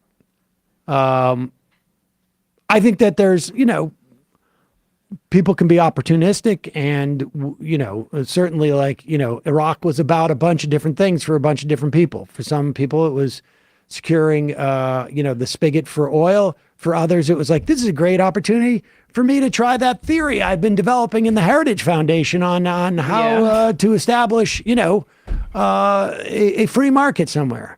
But I don't think I think it's too specific to say it's about one thing, but I do think, like, Pappy was on Democracy Now! Says this is a continuation of the Nakba.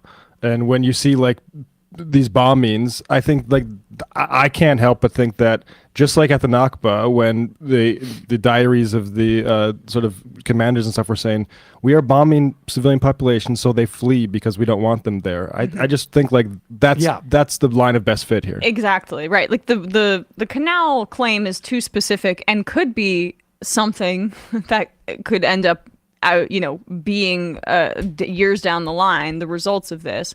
But you can be more broad and accurate by saying it is a part of an effort to expel Palestinians from North Gaza. Sophomoronic. A humanitarian pause is such BS. What's the point in providing aid and food to Palestine if we are then going to leave them trapped in Gaza to be murdered by the Israeli army? I mean, I don't think you have a humanitarian, you advocate for a humanitarian pause because you think that's, okay, we're done.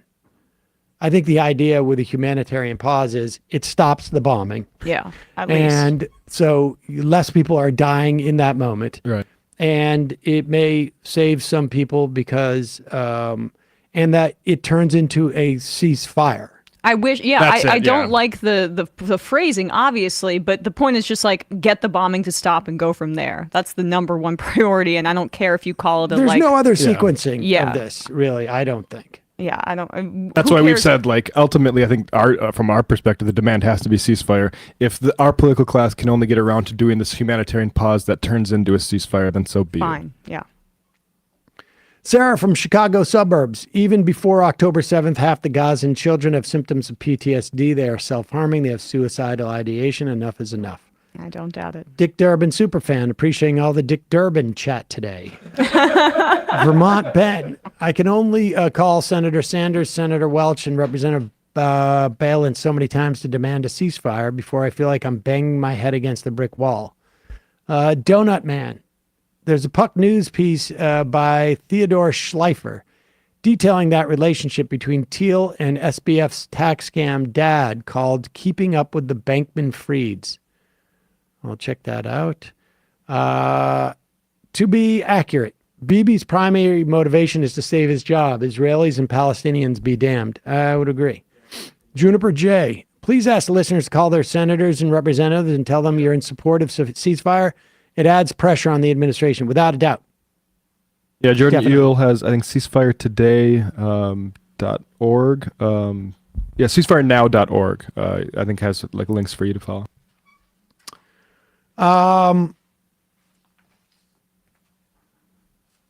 What should we go to here? We've barely touched on this Tuberville stupid thing, so maybe 9. So or Tommy 10. Tuberville, the football coach turned senator, has been holding up the appointments of military personnel, like hundreds, I think. Yeah. And he's doing it because he believes in peace and that we should not have a military because that's He's a not Quaker why. now. I'm sorry. He's doing it because he doesn't like the idea that the U.S. military would provide things like contraceptive care or allow people to go and get abortions when they're in the military. And they get reimbursed potentially for travel expenses related to either abortions or, care, hormonal care for their women's health care, essentially. Women's health care. Yeah. Now, sounds woke. The funny thing is like you hear so much from these folks of like, the military is not an experiment. It's not a place to, project our politics and blah, blah, blah. I mean, the fact of the matter is it is legal to get an abortion if you are in the military. And it is legal to get health care if you're in the military. In fact, it's provided. I mean, in fact, that and the education that are given to our service members is a big part of like the little socialism that gets people to serve in the military. That should be extended to everybody. And apparently, I mean, this has been going on for months. And apparently the Republicans have been like quietly telling Tommy Tuberville in the sort of like in the back rooms, like, dude, you gotta enough of this.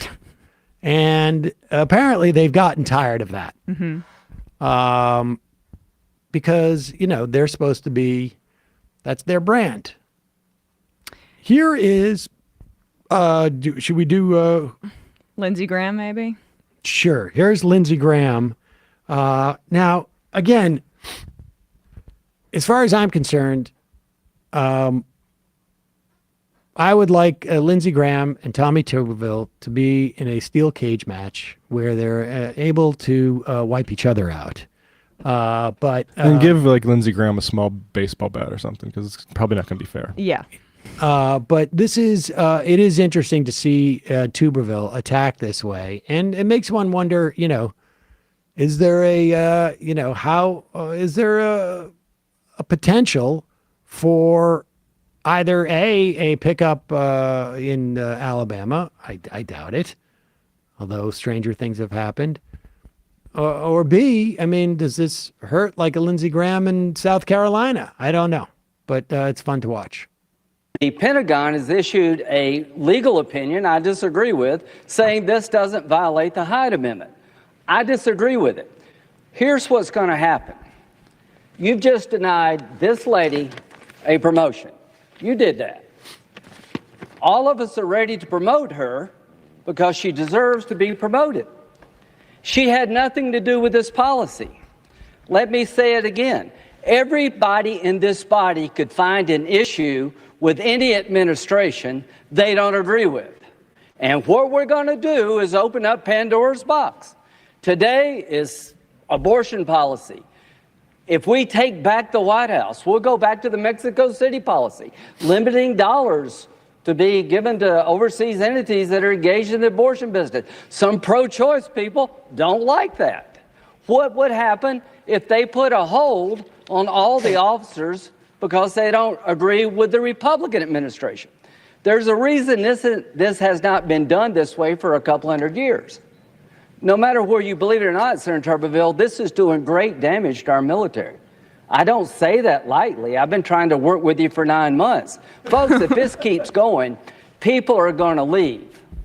Let me tell you how the system works. You have 18 months, I think, from the time you're promoted to pin on. And if you don't make that gate, your time and grade up or out rule kicks in. There's some people that are waiting to be promoted that if they don't get promoted soon, they're going to be out of the military. Now, how does that help anybody if they're qualified? There's not one senator in here that could not find a reason to object to an administration policy. Senator Lindsey Graham, you don't know a football coach very well. I don't quit.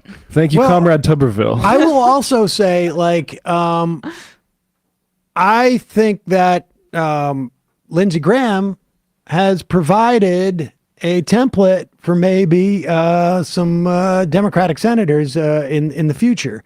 Now, of course, just for a moment, imagine if, I don't know, Sherrod Brown, I don't know that he would be one, or Bernie Sanders were to actually do something like this.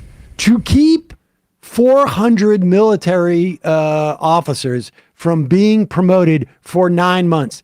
Like, just contemplate, like, people have to understand the way that the media treats Republicans versus the way the media treats Democrats is very different. You can believe that they're exactly the same parties. I'd say that you're wrong, but you can believe that. But you have to understand the dynamics within the country and our body politic are different for them, even if it's based on myths. There's no way it wouldn't be the biggest story in the country if Bernie Sanders was holding up every military promotion for 9 months. For 3 weeks, it would be huge. You know, This makes me think that somebody should. Yeah, like after once Tuberville gives in, the second Tuberville gives in, like, actually, I'm going to be a problem now. I've done it on behalf of Tommy Tuberville. I didn't like the way he was. You guys tried to cancel him. Republican. Yeah, I don't believe in cancel culture. So I'm picking up a baton. Here's Joni Ernst. You'll remember that Joni Ernst. I think it was. Did she shoot a pig or something like that for her ad? I do associate her with a pig. She was firing. She was firing a weapon at something when she was first elected to office. Here's Senator Joni. She talked about castrating pigs in a 2014 yeah. Oh, that's what it yes, was. yes, Sorry. yes. Yeah. No, And the then hog hunting shot- was someone else. She shot something else, I think, though. But here Good she for is. her.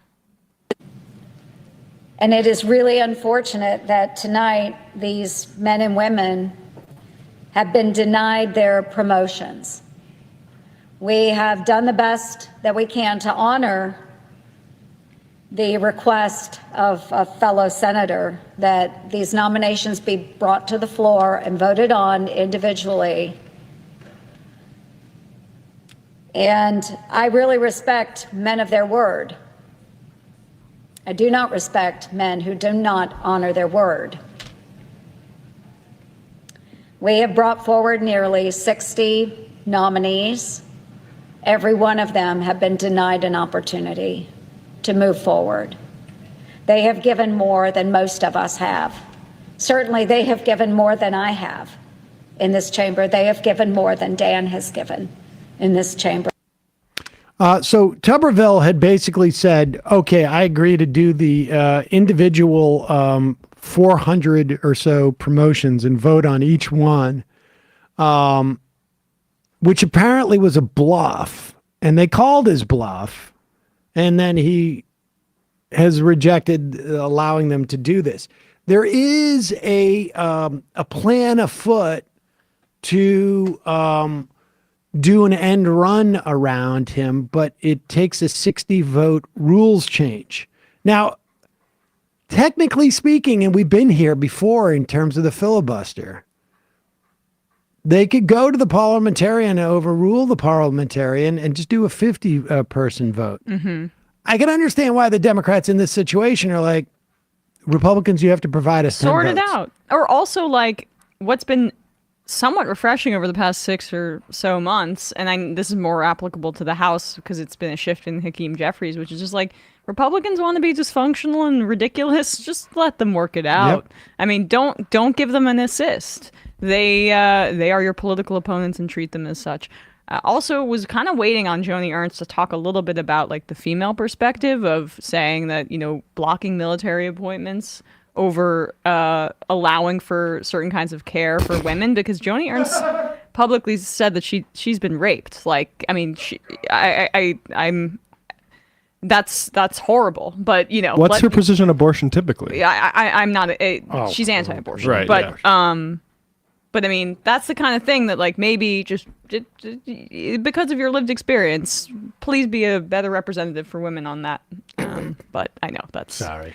It's not gonna happen. Castrating hogs, Emma. Yeah, that's what she should be worried about, I guess. Festal Peasant tells us that and we've been talking about this, wasn't sure when this would happen, but Las Vegas Union, the Las Vegas Culinary Workers Union have basically set a strike deadline, Nice. which is going to happen sometime in the next 2 weeks. I think it's on November 17th, if I remember correctly. Formula One racing is supposed to happen in Las Vegas. And they were setting up like bleachers everywhere when I was there. And They're doing it around the Strip? They're racing in the Strip? In front of the Bellagio. Yeah, apparently it's like yeah. They've completely there are people in town for TwitchCon, and apparently like the entire strip is being prepared for. Oh yeah, totally. Didn't they do that in another American city recently? Was it Chicago where they shut down the streets for some sort of car racing situation? Pretty sure, yeah. I mean, F1's getting really big. It is big, yeah. And having the culinary workers on strike then, pretty good timing. Use your leverage. Pretty good timing. We just need to help condition people to welcome that sort of use of leverage by laborers. Agreed. I'm not sure that, I think more locally in Vegas, but I'm not sure that people coming in the tourists are going to be super psyched about it, but sorry. Mark from Delaware, in your opinion, is there any value to having a Democratic primary challenger at this time that is purely an issue campaign centered on demanding a ceasefire by Israel and making all aid to Israel conditional to the end of the occupation and apartheid? Maybe somebody like Rashida Tlaib or on another well-known activist, maybe even a Mark Lamont Hill. This issue can mobilize a lot of motivated people like myself who will no longer be voting for Genocide Joe. The goal being to center the issue and change Biden's policy on aid to Israel. I mean, of course, I think there could be value, but it's like we're in. It might be again, like it takes time to ramp that up. I'm not sure I would do Mark Lamont Hill just because he's like a media figure, but like. And Rashida Tlaib has enough on her shoulders right now. Well, but I think in theory, I think the idea of a candidate who is prominent enough and has a name recognition stepping in and sort of making that a major issue campaign, but you don't know how long, this is going to stay on. But yes, I mean, this is my lament that there isn't been a serious sort of like issue campaign challenger to Joe Biden. Yep. Marianne Williamson, her campaign just simply did not pan out. Like, you can't lose multiple campaign managers and not have ballot access, and it didn't grow into anything. RFK ended up running to the right of Joe Biden on just about, particularly Israel. Particularly Israel, and 70% of the issues. Cornel West was running as an independent, and he's lost his campaign manager after losing two different parties, I guess. Dow was out? Yes, you did not know that? Dow went out. I forgot. Yeah. Dow left the campaign.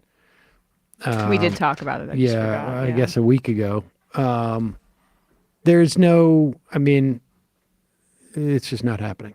So yeah, it's like, yeah, the message for a message campaign to be useful, like Bernie's is the best one like I've ever seen. I guess maybe Jesse Jackson was similar to that, generation before. But it's tough, and a lot of things need to go right, and it didn't really happen. I mean, but in terms of like what Sanders and Jackson, to some extent, Jackson actually had a better chance of winning, I think, maybe than Sanders did. Had Sanders started earlier in 2016, I've been down this road many times, and had Sanders actually thought that he was running to win as opposed to an issue campaign. When Jackson ran, there was no, it looked like, I mean, there was a moment where it looked like he had a chance to actually win. Yeah. That was from a real low point for the Democratic Party too. So it wasn't like, you didn't have the Obama and Clinton and sort of. And it wasn't sort of like, there wasn't such a clear front runner type in that campaign. But, Sanders, I think, really fundamentally altered the politics or became a vehicle to doing that. All right, let's, what else we got here? There was something I thought we should get to. Let's do this. This is fun. 12? Yeah. Okay. Exactly. So, Charlie Kirk tweeted this out, which leads me to believe that this is one of the Charlie Kirk projects. Charlie Kirk, he's now, how old is this guy? It's got to be like 33 at least. He's the world's oldest college student, but 30 going on 19. He's actually the world's oldest 30 pre-college freshman because I think he dropped out of college. He decided not to go to college because I think what's the guy's name? Some funder basically said, "Hey, do propaganda for me instead." Yeah. Foster Freeze. Yeah, Was it Foster Freeze? Foster Are you Freeze. sure? Yeah, I'm not pretty sure about that. When it was a different. I think it was a different billionaire that he. But you're right, Bill Montgomery. It was Bill Montgomery, and Bill Montgomery, of course, passed, and then Coronavirus. Yes, and Charlie Kirk, of course, was key in getting Carrie Lake elected in Arizona. Senator Carrie Lake. Yes. Oh wait. Well, no. Now governor. she's a It's senator, governor. Carrie Lake, Right now she's on for round When 2. she wins the Senate, she's going to have to renounce her governorship unless she wants Charlie to do Kirk both. It's hard to be governor and was senator at the same time. instrumental in making sure that Carrie Lake won the youth vote in Arizona. Yeah, got a lot of attention. And to lose. And I say that, yes, you don't need to correct me. I know that actually Arizona, the youth vote went against Trump and Carrie Lake more than in any other place. And that was his in the central country. focus, Arizona. And that was his central focus. So he messed that up. Also, Foster Freeze was in there early with donations as well. There you go. But there's a new idea that's floating around, and this is so close, ladies and gentlemen. But I like the idea of taxation to provide free education. Now, in this instance, it's really more taxation to provide a fake education. But Donald Trump is here sort of like offering a Trump University meets Prager University, but for free. In recent weeks, Americans have been horrified to see students and faculty at Harvard and other once respected universities expressing support for the savages and jihadists who attacked Israel. We spend more money on higher education than any other country, and yet they're turning our students into communists and terrorists and sympathizers of many, many different dimensions. We can't let this happen. It's time to offer something dramatically different. I'll tell you something. My kid has been in college now for 2 months, starting in September, actually late August. And she came back for a weekend, and it was like she was so supportive of so many different dimensions. Sympathizing with 8 different dimensions at the exact same time. I'm in favor of the 4th dimension and the 3rd dimension. Also, the dimensions, that group that came out of the Motor City, Motown, the dimensions. I Her think. eyes rolled in the back of her head. She's Yeah. like, another dimension I'm in touch with. It's so many dimensions. And you caught her just writing "Death to America" over and over again in her notes. That's true. Yeah. The indoctrination works so quickly. The indoctrination works so quickly. But I love how the idea of like a whole idea of like a free education is not a function of providing education, but to make sure that people aren't becoming communists. And terrorists. And jihadists who attacked Israel. We spend more money on higher education than any other country, and yet they're turning our students into communists and terrorists and sympathizers of many, many different dimensions. We can't let this happen. It's time to offer something dramatically different. Under the plan I'm announcing today, we will take the billions and billions of dollars that we will collect by taxing, fining, and suing excessively large private university endowments, and we will then use that money to endow a new institution called the American Academy. Its mission will be to make a truly world-class education available to every American, free of charge, and do it without adding a single dime to the federal debt. This institution will gather an entire universe of the highest quality educational content covering the full spectrum of human knowledge and skills, and make that material available to every American citizen online for free. Whether you want lectures or ancient histories or an introduction to financial accounting or training in a skilled trade. Pause it for the 1 goal second. will- Now, there is reason to be skeptical of Donald Trump offering a course in financial accounting. Oh, yeah. There should be a little bit of an asterisk there. May not be applicable to New York State. That's the one thing that you may not want to, your financial accounting degree may not be applicable to New York State based upon what's going on in a Or you just take courtroom. the course and remember opposite every time you hear the class. Yeah. Don't do this. All my favorite Learn colleges, from my mistakes. I love how all my favorite colleges, they talk about the educational content they provide Oh, online. so much content. So much. All right, go back just a little bit. For free. Whether you want lectures or ancient histories or an introduction to financial accounting. I pause it for 1 second. I'm sorry. Just so that you know, lectures is the way that this information is communicated in some instances. It's not a course in and of itself. Whether you want lectures and then the other subjects. Lectures or ancient history or financial accounting. I got my homework for intro to lectures.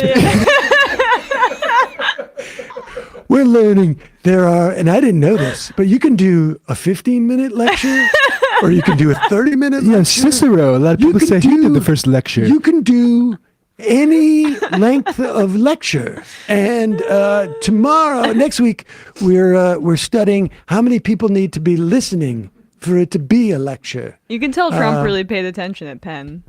Let's go. Every American citizen online for free. Whether you want lectures or ancient histories or an introduction to financial accounting or training in a skilled trade, the goal will be to deliver it and get it done properly. Using study groups, mentors, industry partnerships, and the latest breakthrough in computing, this will be a truly top-tier education option for the people. It will be strictly non-political, and there will be no wokeness. Wait a second. The latest breakthrough in computing. We'll be using computers. Yeah. We'll actually the World Wide Web will also be using for this. Quantum computing, how to do real estate fraud. Go back a little bit, and God, they're doing this like off camera. Sam's favorite thing. shot. This is it. It's as long as they're not doing filmmaking. This won't bother me. Latest breakthrough in computing. This will be a truly top-tier education option for the people. It will be strictly non-political, and there will be no wokeness or jihadism allowed. None of that's going to be allowed. Most importantly, the American Academy will compete directly with the existing... Go back because they had to cut away. You know that it's just going like, no wokeism, no jihadism. None of that's going to be allowed. No jihad 101 or wokeism 101. No wokeism lectures. Gosh, none of that. My jihadism degree from Lafayette is totally useless now, honestly. They cut away from this because he was just like freestyling here. Go ahead. Political, and there will be no wokeness or jihadism allowed.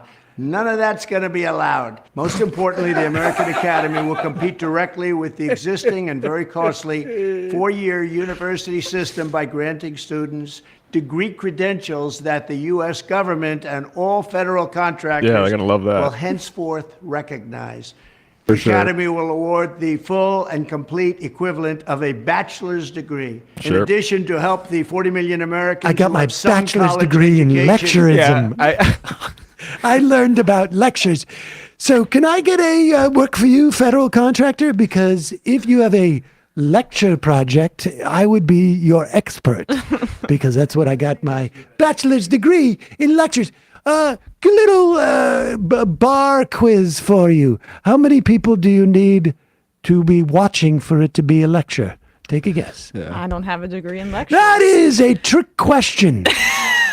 Because you don't need anyone to see it. If you're giving a lecture, you can record a lecture just into a video camera or a computer. Wow. I love this idea that that whatever degree they let you print out after you watch a certain number of hours of real estate flipping videos, that bosses that you apply for jobs are gonna be like, oh yeah, this is just as good as Stanford to me. I mean, you love the idea. This was Trump's idea for Trump University. That he's just To be honest with you, this is sort of what the private university system is. Right. And the only difference is, of course, this is free, so that's good. The private university systems, if you go onto their website and look at the data in terms of like how many jobs it gets you 2 years out, 5 years out, I mean, because that's presumably really what it's about. Yeah. You will see that the answer is not there. for some strange reason, these are very data-driven institutions, and they don't give you the one key piece of data that would justify their existence, because they're not there. Like, their mission is not to create, better citizens.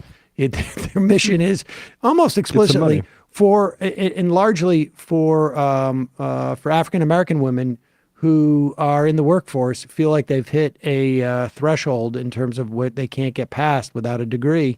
But it's unclear whether or not these actually end up helping. Anyways, back to Professor Trump. The Academy will award the full and complete equivalent of a bachelor's degree. In addition, to help the 40 million Americans who have some college education but no degree, the American Academy will grant credit for past coursework at legacy institutions and give you the chance to complete your education at the American Academy for free and much more quickly than is now possible or available. This will be a revolution in higher education and will provide life-changing opportunities for tens of millions of our citizens. Enjoy it, learn from it, and thank you.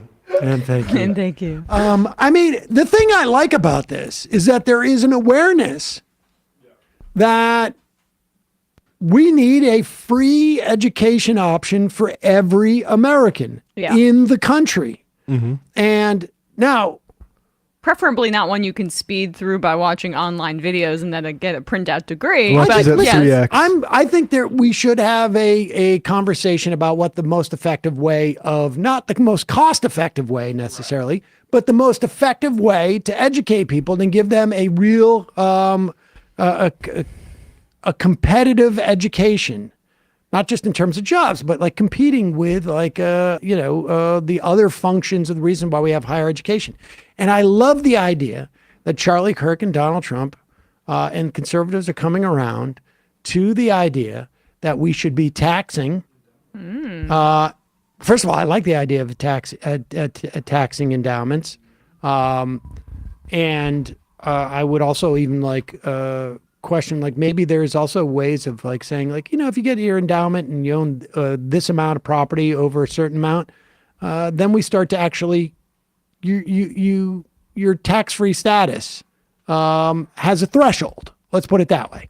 I think that's a great idea. Right. And I also think that we could also get a lot of money from some billionaires because it's not that expensive to provide free or near free college in every state in the country. Yep. It was like the equivalent to one of the military budget increases under the Trump administration. You could pay for that on an annual basis. Like, in terms of programs implemented, look, Medicare for All, that's a much larger, more robust kind of program in terms of traditional modes of cost, right, for the federal government. It's very, very cheap for the federal government standards to do college for all. The problem is just I think there's a big portion of people in our government that don't want to even approach that because it's one of the biggest things for military recruitment. Yes. And I would also add that I also appreciate the fact that they are showing us that it's a lie that people would be concerned about people having their loans paid off, their college loans paid off, because they'd resent the fact that they had to pay for the loans. Because think of all the people who have paid for college. Yeah. And if you're going to offer free college, what about all the people who paid for college? Right. Am I a sucker because I paid for college? Because, now they're getting free college. And so they're also conceding that point too. This is a good start. Yeah. They're not there yet, well, but it's a good start. The one thing we need to keep an eye on is that college doesn't be accepted as what content is. Like, college is and school in general is a place where you go and it's because that's too atomized in an individual level. College and school is a place where you go and socialize around members of your community and meet a whole bunch of different people, and you get fed there, for instance. Yeah. And that's what we need to. Well, you're in a community of learning. Exactly. And I think, look, I think we can have these debates about what the value of college is, and what the best way to communicate that is. I think educators would tell you, I think almost to a person, that really the best way to learn is to be immersed in it, in a community. But as long as we can all agree as a matter of public policy that free college is important, that it is not a slap in the face to people who've paid for college in the past, that we shouldn't have to go into debt, that some endowments should be taxable, certainly. And in fact, anybody hoarding that much money, it should be available for taxation. And really, when you're talking about going after an endowment, that's a wealth tax.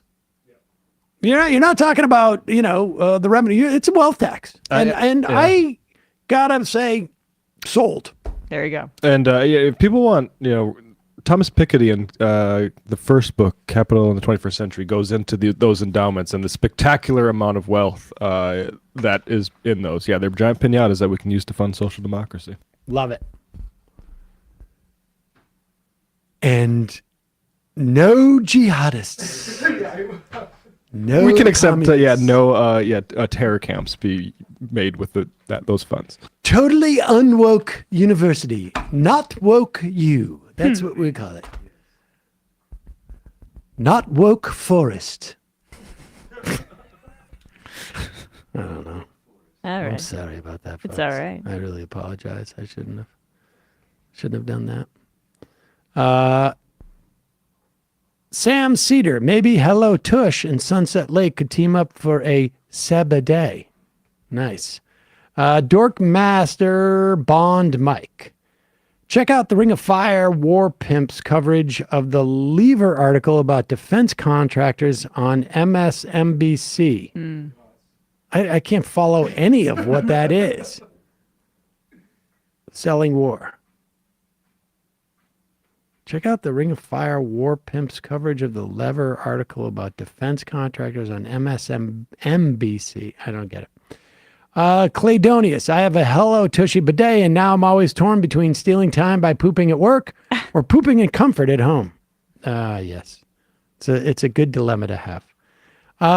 Equamicus, I cannot even imagine a cold stream of water aimed at my bum. It would be shocking to the core. Well, begin to imagine it. Colin from Connecticut. IDF is reporting all civilian kills as dead Hamas members. I don't know. I haven't seen any breakdown of Hamas, kills versus civilian kills. I wonder why that is. Sam's 20-minute tush. Glad to hear you're a triple rinser, Sam. Keeping that booty hole waxed down as well, I presume. Oh, my goodness. Brennan from Kentucky. Israel has hostages by another name, prisoners who are Palestinian men, women, and children tried under IDF tribunals with a 99% conviction rate. Chucky Sumner. Morning, MR crew. Not sure if you mentioned it yesterday, but I wanted to pay my respects to Addie Barkin, who passed away yesterday. I did, yeah. He was a relentless advocate for Medicare for all, and I appreciate his ferocious advocacy all while battling ALS. Yeah. He will be missed. It looks like November is picking up where October left off, just a cascade of sad news. Thank you all for what you do, and thanks for the ongoing coverage of Gaza and the West Bank. Keep up the great work. R.I.P. Addie.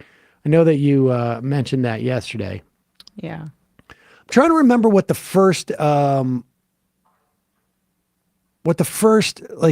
we saw a video. I think, was he on a plane and confronted, I want to say, I don't know if it was Ted Cruz or somebody on Medicare for All. It was Jeff Flake. It was Jeff Flake from Arizona. Yeah. Wow. And when was that? It was to vote no. 2017 to vote no on the tax cuts, the Trump tax cut bill. Yeah. Okay. He was a fearless advocate and did so much good in his life. Moody Monkey. What about Sam's parents now? Somebody's child must be coming up for promotion. Thoughts? Didn't Jordan Peterson just launch a similar project? Barry Weiss did too. It's the new way to grift. Yeah. Matt C. Ghost. Sam, hasn't the leadership of Hamas refused any calls for a ceasefire?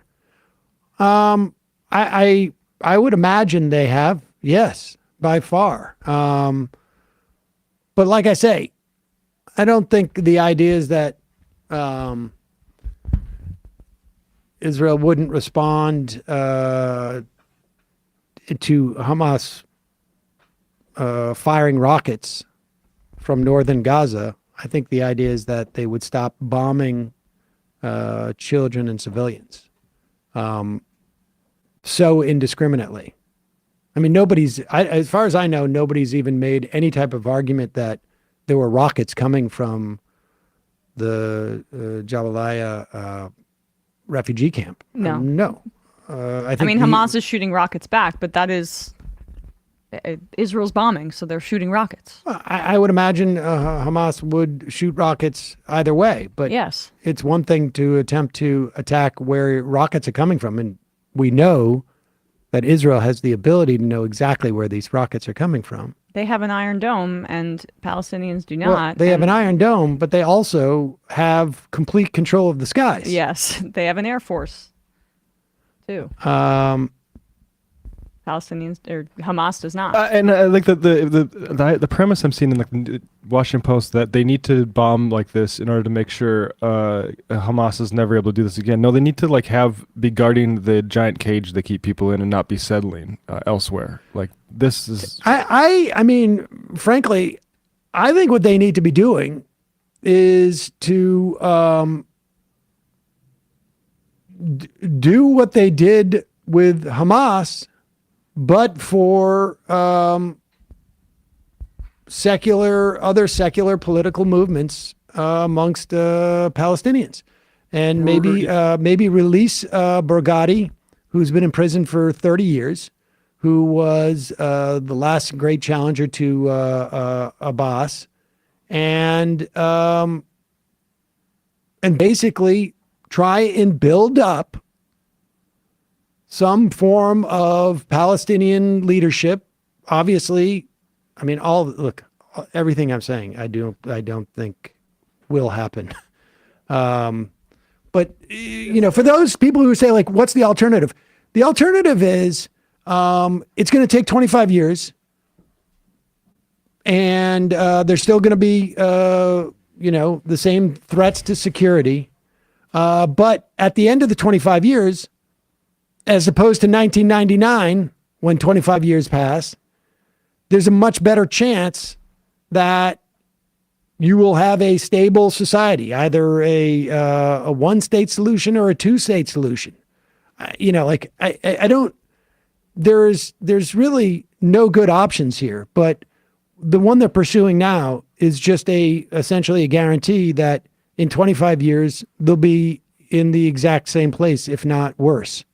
And like when we had Papillon, he said like there's been a change compared to the 70s between like the youth and the Palestinian Liberation Organization, which are now compared to previously open to a reality that like the Israeli citizens are going to remain there, but we need to have a one democratic state. And and you see like Jeff Halper, who we also had on TMBS, who's with the Israeli Committee Against Housing Demolitions. Like those people are actively working across those lines to build those connections between Israelis and Palestinians for a one democratic state. And like that, but that can only be like, we have to, as Pappy said, like the support needs to come from the outside for a lot of these things. But there is the solution. But the Israeli government can have a policy. I mean, they did this. Like they would allow Hamas when they were nurturing Hamas. They would allow Hamas to get away with things they wouldn't allow the Palestinian Authority to get away with. They would inhibit the Palestinian Authority's ability to provide services in a way that they wouldn't inhibit Hamas's ability to do so. I mean, they empowered Hamas. They allowed Qatari money very recently to go directly towards because Hamas and admitted it. The reality of Hamas suits Bibi more than a multi-ethnic coalition that wants one democratic state. Like, exactly. And not just Bibi. I mean, this goes back to the Coup 80s. Nixon, yeah, exactly. Professional dumpster fire. Hey, MR crew, just think you should shout out that the AM Quickie annual subscription is $50 per year. Is it? No. You get a deal if you go annual? We got to double check on that. I think maybe it is. 8 times 12. Whichever. I'll double check on that. Which, given the amount of content you get in the free version, is like a major bargain, not to mention getting an amazing journalist to work on the newsletter. I had to look that up, and it's why I'm messaging. Also, maybe do a combo tier for membership, but both show in the news. Yeah, we've been talking about trying to figure out a way of doing that, like integrating it with our membership thing, but down the road maybe. But folks should check out the AIM Quickie. Corey Pine and Jacob Silverman now writing that thing. Amazing. All right, 5 more of these. Mark Monkey.